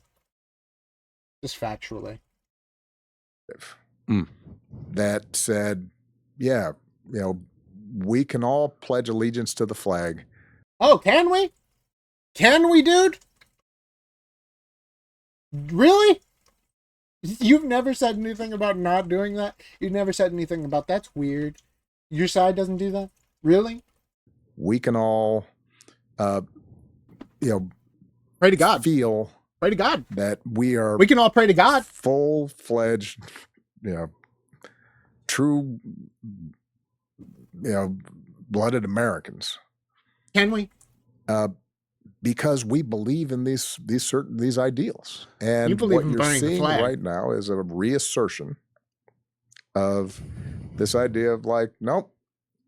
If you don't look a certain way, you don't think a certain way, you might become fucking president. You don't practice a certain faith, you're not a real American. And I started. You might become fucking president. Not that you're not a real American, okay? Drop that. Drop it. You were the president of the United States, and you don't look a certain way, you don't act a certain way, you don't believe a certain way, you don't believe in Jesus Christ as God. You said you did, but you're a fucking liar and everyone knew it. You might not even be a United States citizen, honestly. I still don't know about that. But look at yourself. Look at yourself sitting here saying, oh, well, the black people are so oppressed. You're literally on a podcast. Okay, dude? Nowhere else in the entire fucking world is a black person gonna walk up and join a podcast, except for in the first world, where the United States of America basically allowed it to happen. Shut up.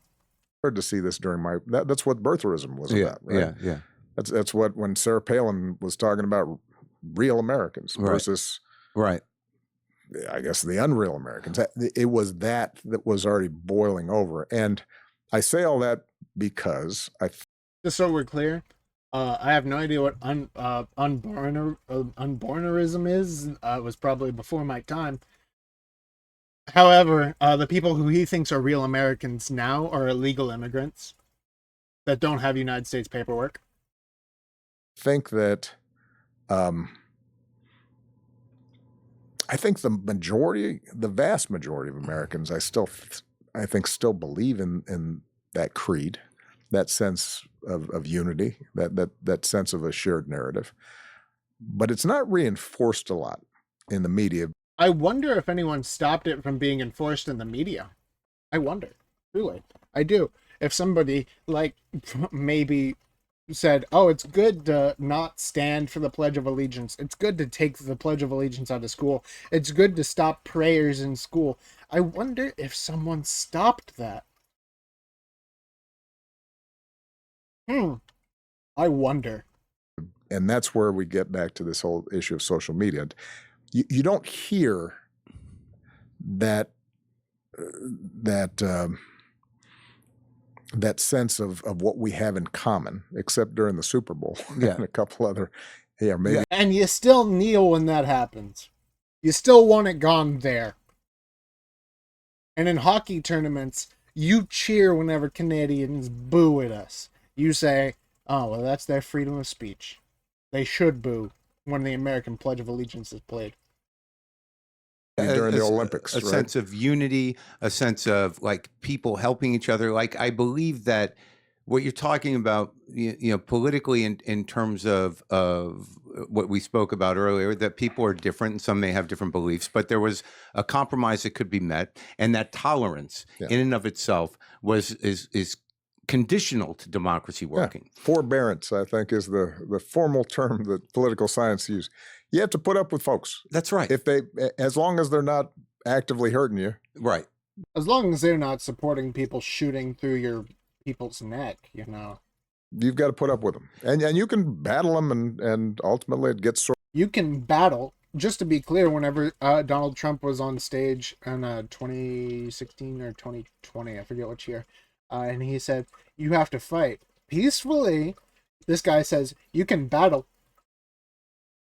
What is a battle? A battle is a means to an end. You can kill someone during a battle. Just so we're clear. Yeah, that was a really bad choice of words, Obama. Why did you use those words? I wonder. When people call it a meme when you blame Barack Obama, it's not a meme. It's not a meme. Barack Obama is a threat to our nation. And he was when he was president too.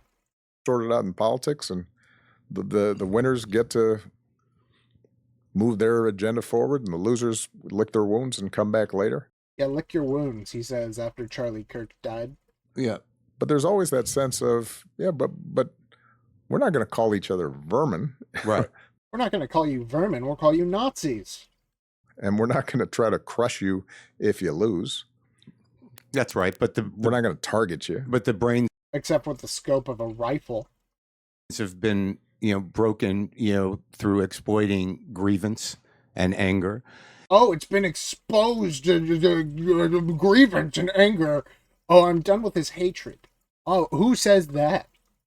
This hatred from the what? From the right? Is that the words that everyone in the fucking media has been espousing for 10 plus years? For 10 plus years, all I've heard is the right is so evil. The right is horrible. The right is doing this horrible thing. Really? Who's fucking threatening grievances here? Because you killed one of us. And we enforced the law. And you guys are still saying that there are peaceful protests in Black Lives Matter and in Antifa. These are peaceful. Meanwhile, it was a peaceful bullet that passed through fucking Charlie's skull, through his neck, through his arteries. Okay? Look, we don't give a shit what you have to say. We don't care what you think the right is doing, weaponizing grievances. No, we're just angry. And you guys still attack us. And we won't attack you. We don't attack you. We're sitting here letting you deface memorials. And then the same people who are defacing memorials, spraying in the eyes of Charlie Kirk on these memorials to his life. And then the same people, they go out and attack pregnant women, and we finally arrest them for attacking pregnant women. We should start arresting people for much less offenses than that. And, in talking about the left, that the fact that so many decided to not vote out of protest because they didn't feel that the situation in Israel, the ethnic cleansing of Gaza and whatnot was not going. Not going to talk about Nigeria, because why would they? Christian lives don't matter to these people. Okay, Christian lives matter. But they don't see it that way. They see Muslim lives matter. They see the supposedly starving people of Gaza, which actually just have muscle dysphoria. Which actually there are more obese people in Gaza than there are more obese prisoners of Gaza. The people of Gaza look like Americans. Meanwhile, the people of their slaves, of the people they captured from Israel, look like people from the Holocaust. Okay? Let's be real. They starved their prisoners, and they ate more food than they could possibly think they need. I'm not hearing it. It's bullshit. to be dealt with by Kamala or however that goes. So you get this protest vote of people not willing to make a compromise for what you used to talk about as the incremental progress. Yeah. Well, Yeah, incremental progress of slowly degrading the American moral system until you can just convince them that anything you say is right. and look, that's the thing that I spend a lot of time talking to younger leaders about this. Yeah. And there's no simple solution to it, but I will say that part of what a liberal democracy requires. It's a Republican republic, not a liberal democracy, okay? It's a constitutional republic, not a liberal democracy. We have laws that you shouldn't be able to change. Is an acceptance of partial victory, Right. and not perfection. That's why they stuff all their bills in Congress with 85 different things so then they can win partially. You know, when I was in the White House, I'd sit around on any issue with my cabinet or my staff, senior staff, and we'd go around analyzing everything. And at some point, I'd say, all right, I think I've got all the information. If we do X, is this going to make things better? Better for us, not better for the American people. Better for illegal immigrants, not better for the American people. Better for the transgender community who commit suicide at nearly 50% rate, which is higher than the people of the Holocaust, not the people of America. Better for people of Gaza when they're already being full and they're committing genocide across the Israelis when they're calling for the Intifada. Better than the Nigerians that are being murdered. Better for the people who are murdering them. Okay, like, let's get this clear. Better for the tap dancing classes in the Middle East. Better for that. Because, and I'd tell them, better is good. Yeah. Yeah, better is good when it's not for you. We're not going to get to perfect. Right. If you're telling me that the Affordable Care Act is going to insure 50 million people, do I think that's better The Affordable Care Act ruined people. than if we were starting from scratch and I could get a single payer plan instituted and get that through Congress, and suddenly we had universal health care and we had taken the profit motive out of. Oh, well, we really need universal health care. Shut up. Do I think that would probably be a smarter way to do it? Absolutely. Right. But since I can't do that, Yeah. I don't have the votes for that. How about this? Yeah. You make the worst healthcare system of all time, We can make it better. We can make it better. Right. And and you put your name on it. you know, this this sense that things aren't worth it unless This guy is literally salivating over his words. Do you hear that microphone just... Look at that. Look at that. we get everything we want, I think is either a recipe for disappointment in a democracy, but also maybe in life, or it leads to this weird cynicism where you just withdraw entirely. That's And that's part of what happened to too many of our folks. I think we decided, all right, if I'm not going to get everything, then If I can't get everything I want, then it might as well not happen at all.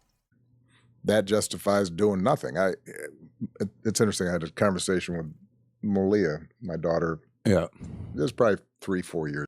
Yeah, that's what they expect the right to feel whenever they say that the Epstein files were like something wrong that Trump did.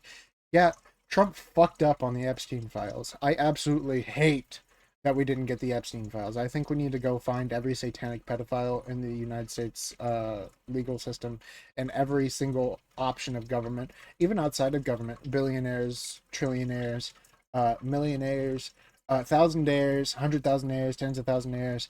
Every single pedophile needs to be in jail or worse. I would say worse, but I don't want to be calling to violence or anything. Obviously, purely legal violence, as one of my favorite content creators says. Years ago. And she was saying to me, Dad, I'm talking to a bunch of my friends, and this climate change thing, Yeah.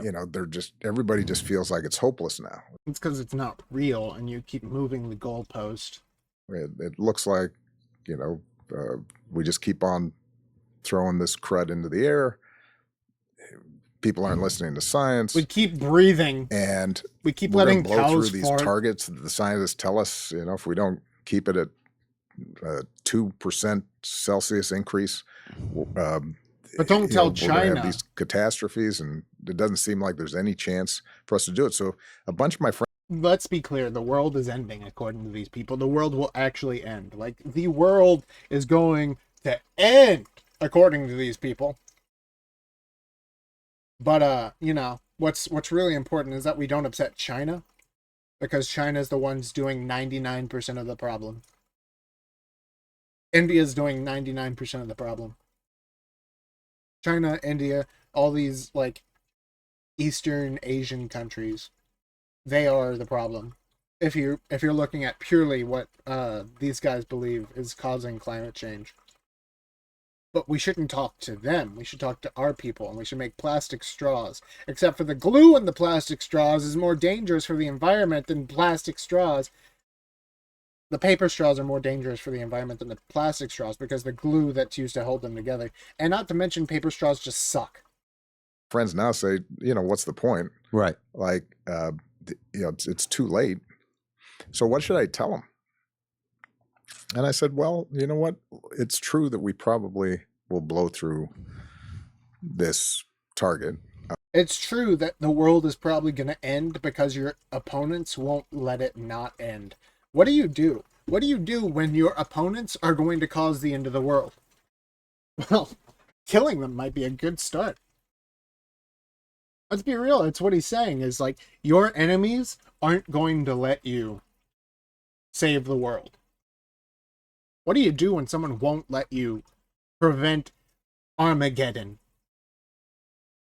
Because it's really hard for humans. It's never been done before to completely re-engineer our energy sources in one generation. Yeah. And there's greed and profit motives and just getting people organized and legacy systems. It's hard, but actually, like solar power ends up like refurbing into the atmosphere and like slowly eroding the atmosphere somehow. I don't know how that works. Windmills, they kill thousands of birds, and like you can literally just see the bird corpses flying down from the windmills because like nobody's used to seeing something that fast, that big. Birds have no idea how to avoid that.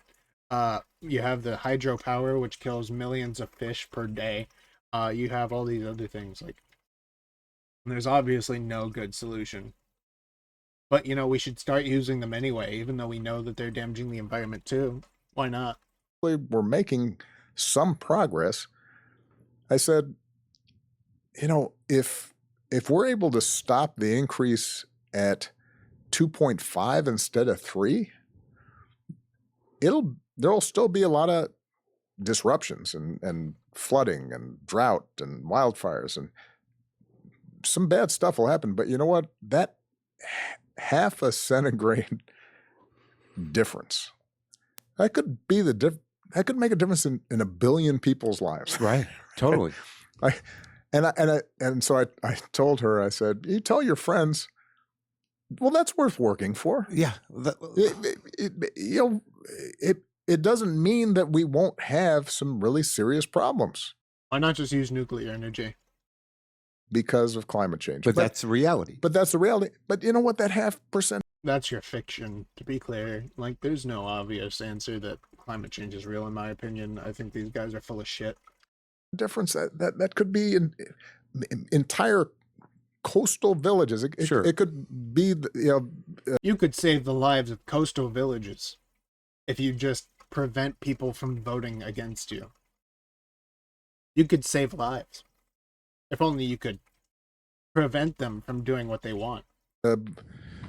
what happens in Bangladesh, where hundreds of thousands or millions of people can eat instead of not eat. Yeah. It could affect whether or not people can make a living where they live, as opposed to trying to cross the oceans to migrate to places where they can, and all the political conflicts that come with that. that mentality of understanding we should To be clear, the only system of government that's ever been any good at that is capitalism. Capitalism slowly rises all tides. Every other system that we have slowly sinks all ships. So, when he says that, he is obviously supporting capitalism, even though his cohorts usually all believe in communism instead of capitalism. But, I won't suppose that I know what Barack Obama wants our economic system to be. should be doing better than we're doing. Yeah. It's a shame We should be doing better. If only the economy didn't crash when I became president. that we're stuck If only the economy didn't crash whenever my vice president became president.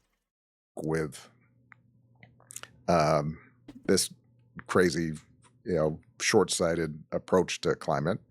If only people would stop voting the way they did. But let's see what we can get done.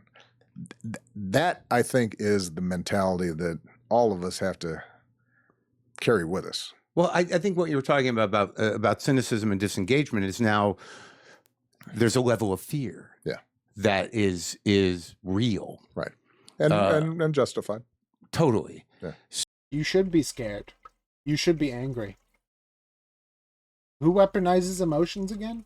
Weren't we just talking about that? So, what happens, in terms of what we're talking about, all the things that you lived through and we lived through, whether we were kids or not, the progress that was made, civil rights, gay rights, women's rights. Right. Progress.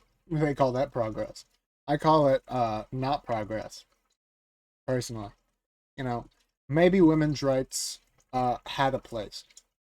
Maybe gay rights had a place. It wasn't in the face of Christianity. That's not where gay rights belong, let's be real. What they did for gay rights is essentially push, religious people to force accept them, which it's never a good idea to force acceptance. That's the worst idea you can come up with.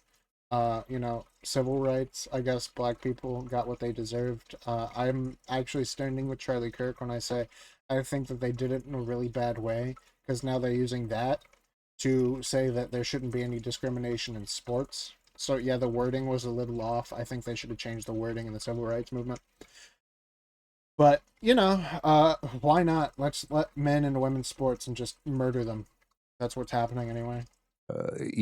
Things, policies that were meant to, make an attempt at sort of expanding democratic ideas. Yeah. And you always had this core group of the other side that have been, trying to dismantle this from, since the New Deal. Yeah. But now, and since Woodrow Wilson, the left and people like me, since RFK, you throw around the words, fascism in relation to authority.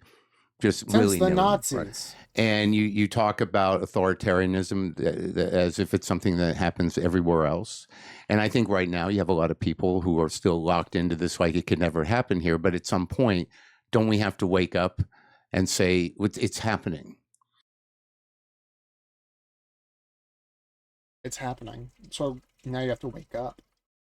Now you have to become woke. I think there is no doubt that a lot of the norms, civic habits, expectations, institutional guardrails that we had, that we took for granted for our democracy, republic, have been weakened deliberately.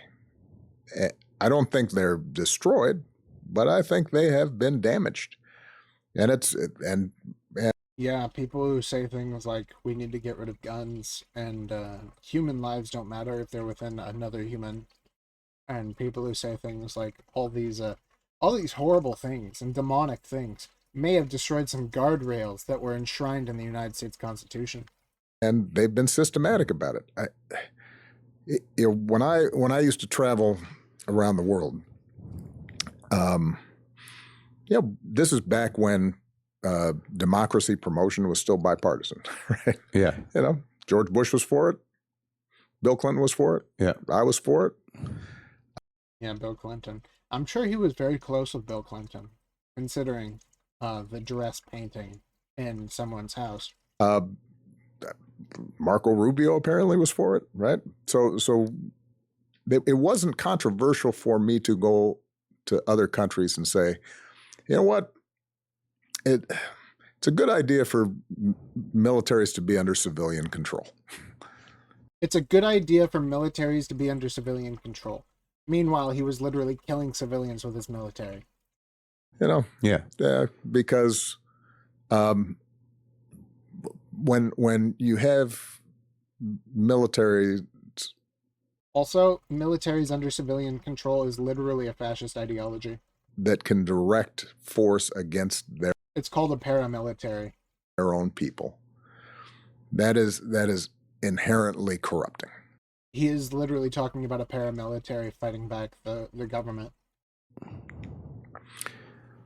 And so when you now start seeing the politicization of the military deliberately, Yeah, the politicization of the military. I'm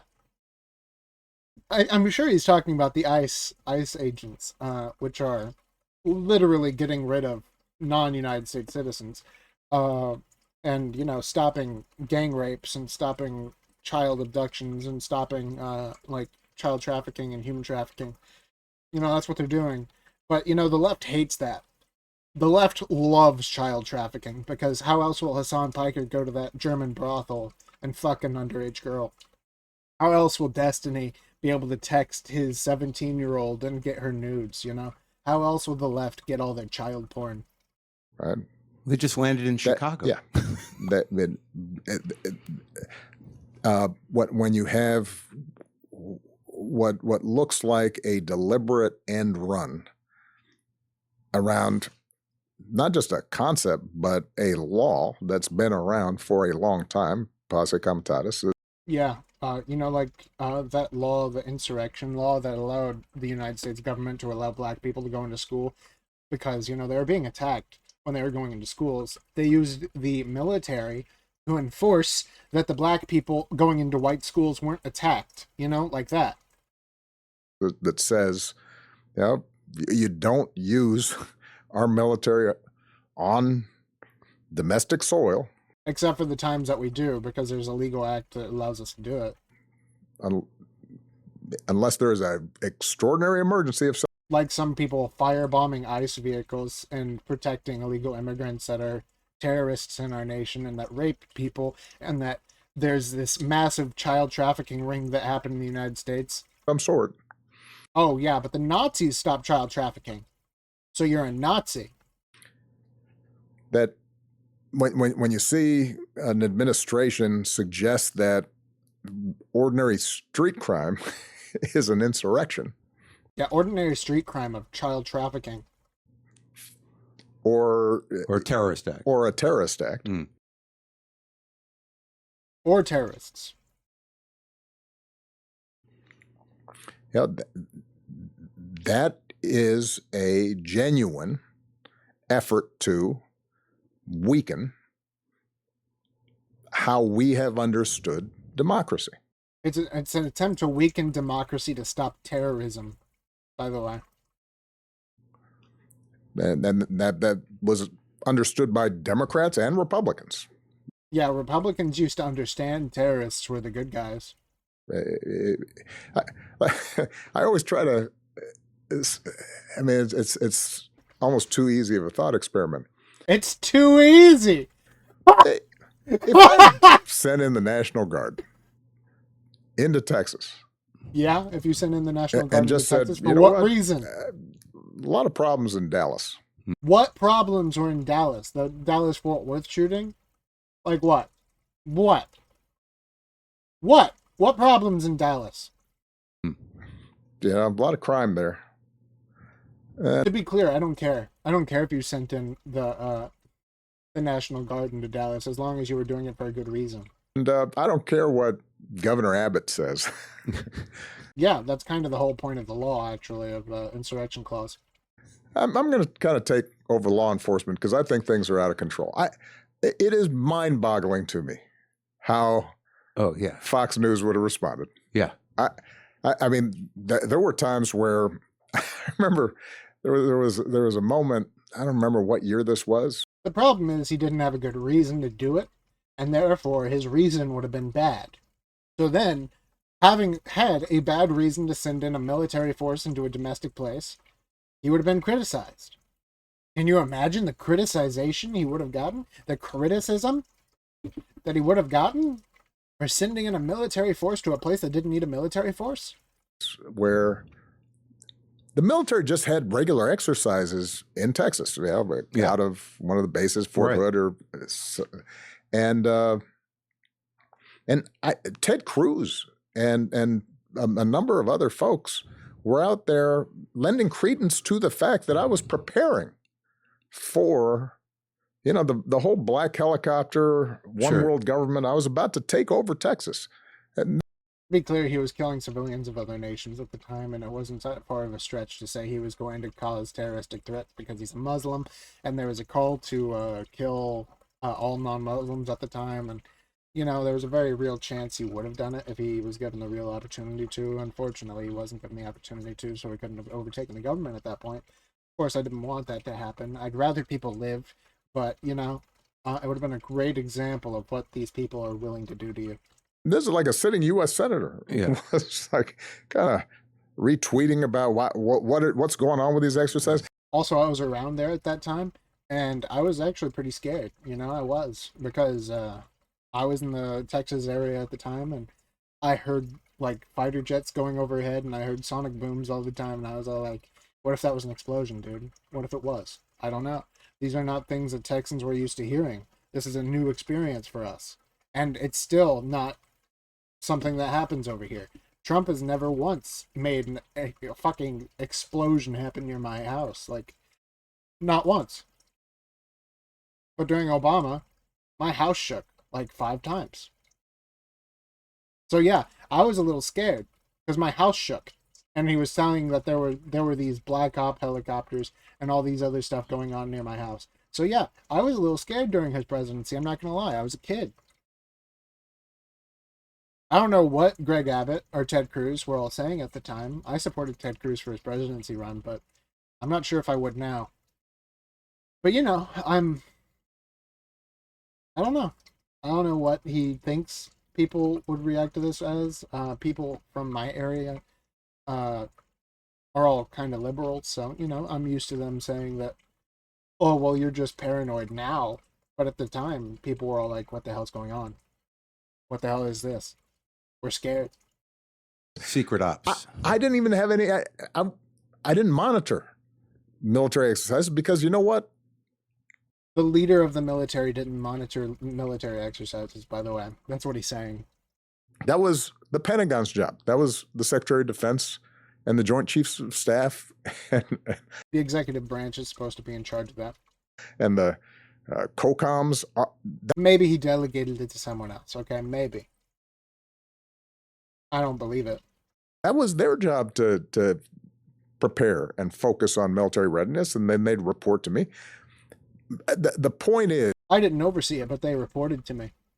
Is that we have blown through, just in the last 6 months, a whole range of not simply assumptions, but rules and laws and practices that were put in place to ensure that nobody's above the law, and that we don't use the federal government to. By the way, they're screaming about arresting journalists because they were actively throwing stones at ICE officers right now, and they're saying nobody's above the law, but they're still yelling about the reporters being arrested for throwing stones at ICE officers. To simply reward our friends and punish our enemies. And the same thing's obviously happening in the Justice Department. So people are right. The same thing's obviously happening in the Justice Department, where the guy who killed Irina Zharutska literally got away with it for a while. He had like 15, 16 other crimes that he committed, and he got away with each and every single one of them. There are people who have 100 prior arrests who have never been to jail. You have 100 arrests, and some of them are murder. You shouldn't be alive, in my opinion, you know? Murder should be a much worse crime than you think. You take a life, why should you be given freedom again to take more lives? To be concerned.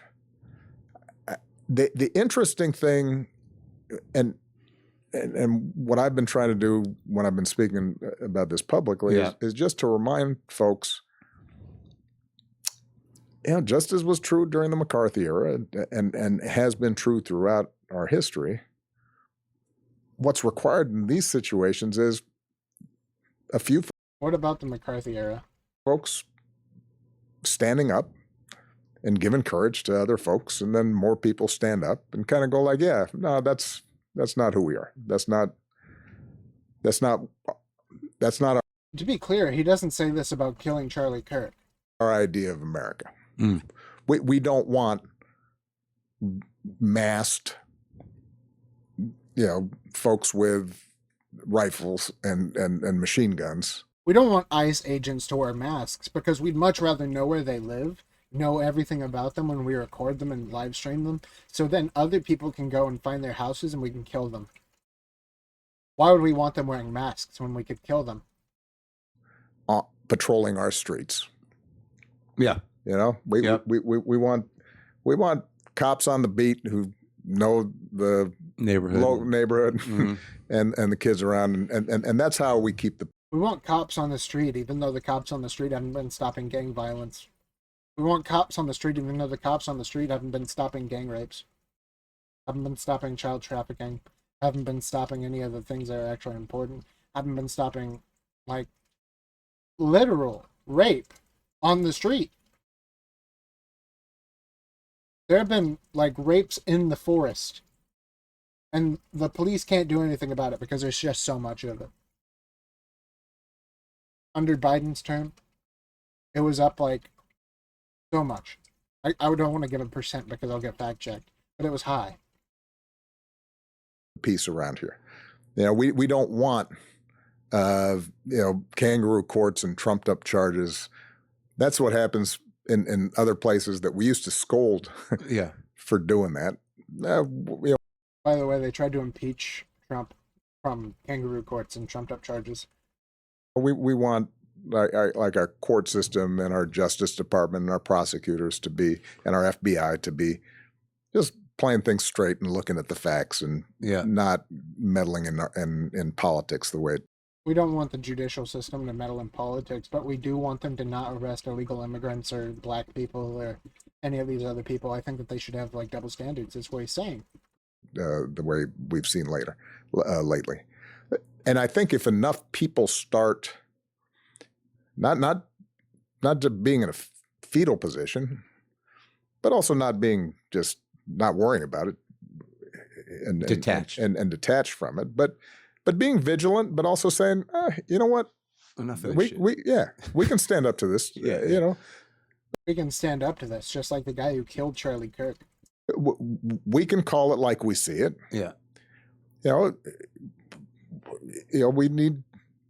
We need people who have whatever platforms they have.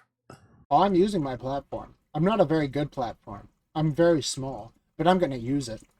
To be able to say, no, that's not who we are. That's not who we are, Obama. That's not America. And to be willing to get attacked on X by whoever. See, he judges us when we say real Americans, but then he says that's not who we are as Americans. See the hypocrisy? For doing that. And it's not easy. Yeah, because sometimes you fear for your life. Yeah. And sometimes you fear for your life. Like the Republicans who are murdered on a daily basis, basically. Like the Republicans who are being attacked when they visit Antifa riots. Like the Republican journalists who are attacked whenever they actually do their job as journalists. Like the Republican Charlie Kirk, which was basically a moderate. Like them. Like them who fear for their lives. And there's this whole process of doxing and there's this whole process of doxing that we want to use because we want the masked police officers to no longer be masked. I always used to Michelle and I talk about the fact that,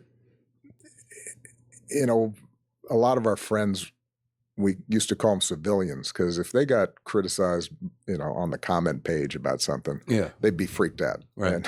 And we're like, you know what? I mean, we've had so much, incoming over the course of 10 years. Now we chose it, or at least I chose it, as Michelle will point out, and then she was subjected to it. Michelle Obama made more political policy that was actually noticeable than Obama did, because nobody silenced Michelle Obama. She was very proud of her political decisions. She chose this too. She wanted to be the first lady. She was a man. She became a woman, probably, maybe, possibly. I'm not saying that officially, so you can't sue me, Michael. But, she was he was a very, very far advocate of ruining school lunches and hurting people and doing all these things that would piss people off. And she wanted to make sure her name was on it. So I don't care about her criticism. You do get a tougher skin, but I understand how it's hard when suddenly your email, or your phone is filled up with hostile, nasty, Trolling garbage, right? Yeah. And you've gotten used to it too.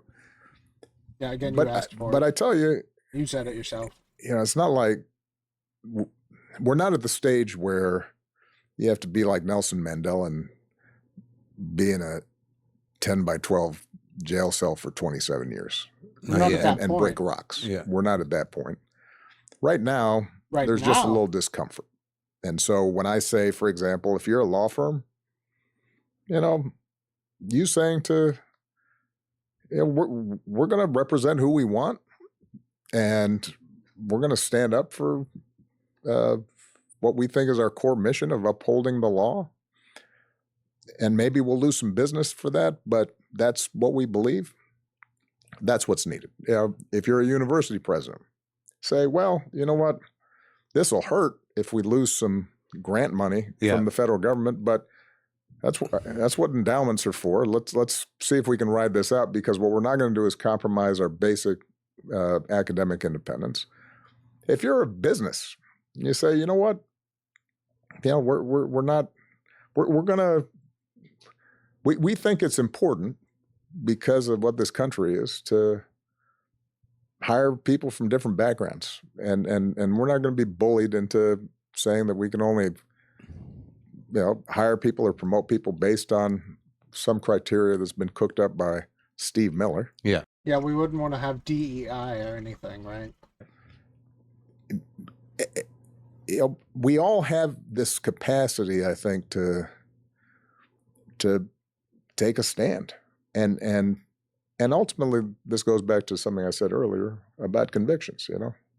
If convictions don't cost anything, then they're really just kind of fashion. They're not really conviction. And I do think that our generation, yours and mine, Mark, because I agree with that. I don't know what he means by it. We were so accustomed to things kind of getting better consistently over our lifetimes. A little less racist, a little less sexist, less homophobic. Man, did you ruin that? You ruined that. A little more generous. That it was easy, I think, to say, well, yeah, I'm a progressive, but it didn't really. Yeah, progressive would make things worse. Really cost us anything. We could take positions on things that we thought were correct. Yeah. But they were never really tested. Right. And so, well, here's the test. Here's the test. Why don't we save pedophiles? Yeah, that's what he thinks. To be clear, he thinks that ICE agents arresting pedophiles should be stopped. Period. And I think ultimately a lot of people will pass, but I think they haven't realized yet. No, we're being tested right now. I think people, and that includes young people, right? I understand there are consequences to the choices that we're making. If you decide not to vote, that's a consequence. If you are Hispanic man, and you're frustrated about inflation, and so you decided, you know what? All that rhetoric about Trump doesn't matter. I'm just mad about inflation. And now, All the rhetoric about Trump doesn't matter because I'm a Mexican. you know, your sons are being stopped in LA because they look Latino Maybe incarcerated for a few days. and maybe, without the I'd love to see evidence of that actually happening. I know that there was a bill passed that said you can stop someone for looking a certain way. That's not actually happening to my knowledge, though. From my understanding, is it's allowing due process to go a little bit faster instead of saying, oh, well, we have to find a reason, like this guy's car has someone in it that we know to be illegal. We can say, we're pretty sure these people are illegal, so we're going to go check them. And the only reason we need is that they look like they might be. It has nothing to do with trying to arrest every single Mexican or stop every single Mexican. don't need to call anybody. Yeah. Might just be locked up. Well, that's a test. There's some clarity that's coming about right now that I wish, it'd be great if we weren't tested this way, but you know what? It's we probably need to be shaken out of our complacency anyway. Yeah, and what's interesting, Yeah, we need to be shaken out of our complacency because we literally killed someone because he thought that the civil rights movement was a little weird the way it happened. It's been used in bad ways, and we killed him. That's why we killed him. It's because he was a Christian, because he shared the truth of the gospel, and we killed him. So yeah, we needed to be shaken. Because that's what you do to a jar of ants. about the test and standing up and what you said, the difference between fashion and He wants to say standing fascist. He wants to. is that if people are comfortable in their own lives and they can convince themselves that it doesn't affect them. Yeah. I mean, that's the biggest challenge. The way he rests his hand like he's going to pull on his mustache is so weird, because I do that. I pull on my mustache sometimes whenever I'm really thinking. And, it was a habit from trying to grow out my mustache at one point. And now I just do it whenever I'm deep in thought. But he just rests his hand there like he's going to pull on it, like he's like testing if his face is real. And I hate it. I do. I really do hate that. Yeah. And also on the list of universities and law firms and businesses is that corporations Yes. are a different animal in relation to the bottom line and to which way the wind blows politically. And that's certainly with the destruction of DEI policy. They're not beholden to toe a democratic line, and that becomes Oh yeah, they're not beholden to toe your line. Tell me how that's gonna reach to fascism. Tell me. the biggest fear in terms of certain freedoms. Well, it's going to erase you freedom. saw what happened with With Kimmel, Jimmy. Yeah, and It's going to erase freedom that we're not forced to follow your rule. I mean, the consolidation of media. It's interesting. We were talking about there used to be sort of a monoculture. Yeah. 3 TV stations. Sure. And PBS, but it'll be partly because it was coming out of World War II, and I think people had been sufficiently scared and traumatized by what had happened in terms of propaganda and Mhm. Hitler and all this. They literally can't stop talking about him. Yep. We set up a bunch of structures that created journalistic standards and fact checking and Oh, well, we created this to combat Hitler, and now it's all broken down. Not to mention that, Hitler had journalistic standards. Hitler had monoculture. Hitler had all this stuff. We made that to combat Hitler. But now that we're breaking down all this stuff that Hitler would have enforced himself. clear lines between opinion and fact, and now we've got media is just as concentrated, but none of the rules, right? Right. And it can feed some of our worst impulses. Media is more concentrated. What are you talking about? Media is just as concentrated. What? Media is not concentrated right now, dude. Media's on YouTube. People are coming to YouTube. People are coming to Rumble. People are coming to Twitch.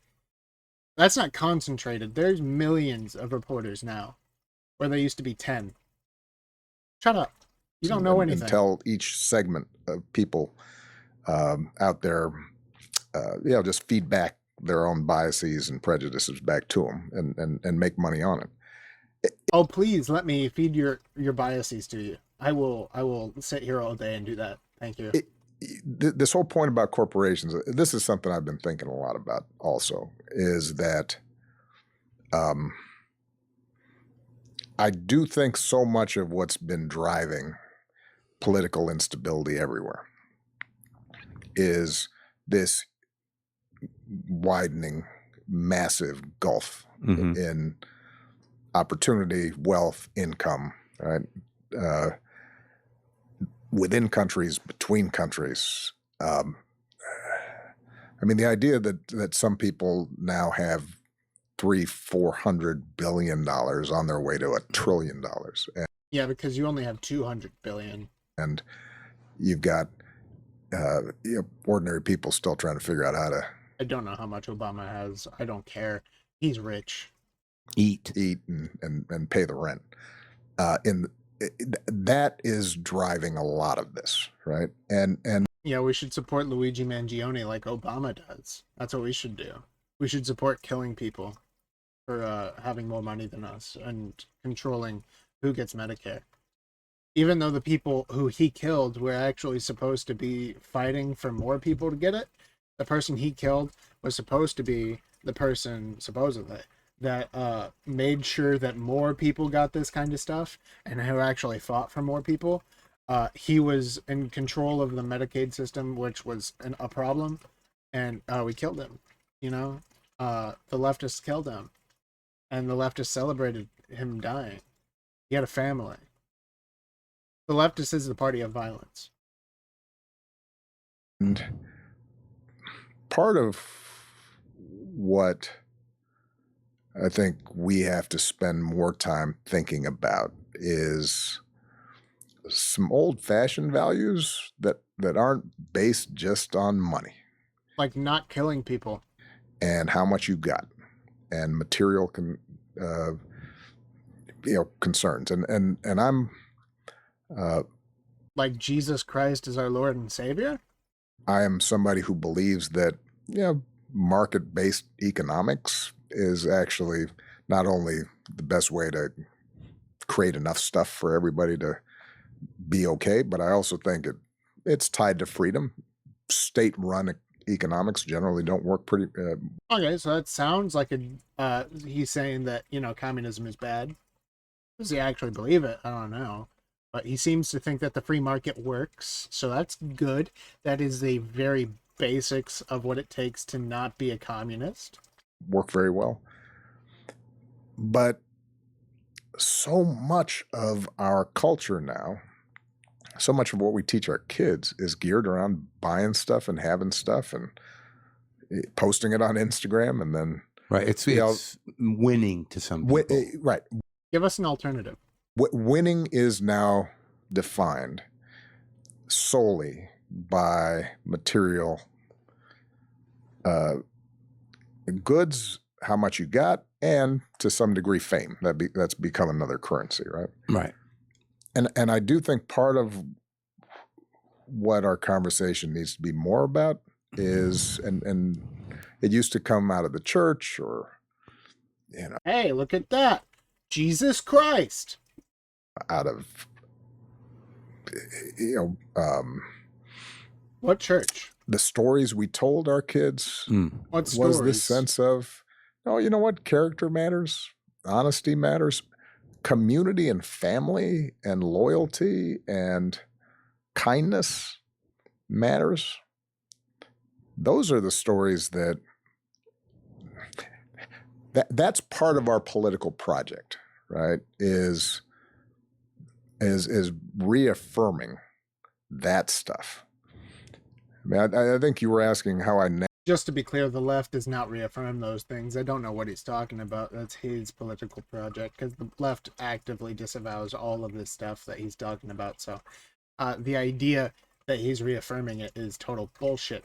But I really do hope that he starts doing that. That'd be awesome. I would love to see Obama turn his ways back to Christ and say, hey, Jesus Christ is the only way to save you, and money's not going to do anything for you, so stop chasing money, stop chasing fame, stop chasing all this stuff, and turn back to Jesus Christ. I'd love to see Obama do that.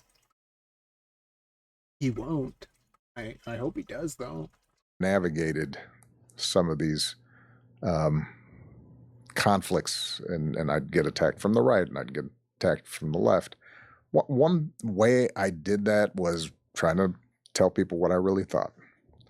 But the other thing was I actually had some pretty old-fashioned values, even if yeah, he didn't believe in gay marriage when he became president. Neither did Joe Biden when he became vice president. But they were the ones who swore in gay marriage into office. And yeah, so I mean, like, old-fashioned values, meaning that marriage is between a man and a woman. However, he didn't stick to those. I had, progressive or newfangled ideas. Yeah. If I talked about trans issues, I wasn't talking down to people and saying, oh, you're a bigot. I'd say, you know what? He was against trans issues when he first became in office. It's tough enough being a teenager. Let's treat all kids decently. Why would we want to see kids bullied or shamed? Or he was heavily against bullying, but he was also against the trans community. Shamed. Yeah. Why would we want to do that? Why wouldn't we want to just... He won't say that. What if it was our kid? Yeah. Right? And I think spending more time talking about why those values are important, not being cynical about them, not being ironic about it, Yeah. but saying, no, that stuff matters. Sure. That would make a difference. All right. Well, I'm starting to understand why earlier in the video he was breathing so hard. Look at how big his fucking nose is. I have no idea anything about Mark Maron, but his nose is absolutely fucking huge. If that's a racial stereotype because he's like some race, I have a very huge respect for the Jews, by the way. I love Jewish people. But his nose is huge. I don't know if this guy's Jewish, but he has a huge fucking nose. well, we've got our work cut out for us. Yeah. Yeah. You know what? I think we're going to be okay, and I think that part of the... It doesn't look half as big in this shot, but like this previous shot. Oh my god, that's a huge fucking nose. Now, it's like nothing. What's up with that? That's weird. Like, look how big it is. And then look how small it is. That's so weird. The reason you had such a big I get it's further fan away. base during the 16-year run I think it's is just like it looks there was smaller a to core decency to you and the conversations you had, maybe slightly edited by Brendan. Yeah. me. See, that Thankfully. looks so much bigger than it did when it was further away. I think speaks to who we are. And yeah, we can't take this stuff for granted, but my experience is most people are really decent. Well- And I think that's why when they hear Most people are decent when you compare them to the guy who killed civilians in the Middle East for 8 years. Yeah, I mean, duh. somebody else who is, it gives them courage, it gives them hope, and you should be Say Donald Trump is a decent person. I dare you. proud of having done that. Well, thank you, Mr. President, and thank you. Okay, And you won't. I'm glad I You made won't. the trip. Video's You came to my over. house the first time. I'll come here, and I hope to talk to you again. We'll meet halfway next time. Okay, buddy. Thanks, man. All right.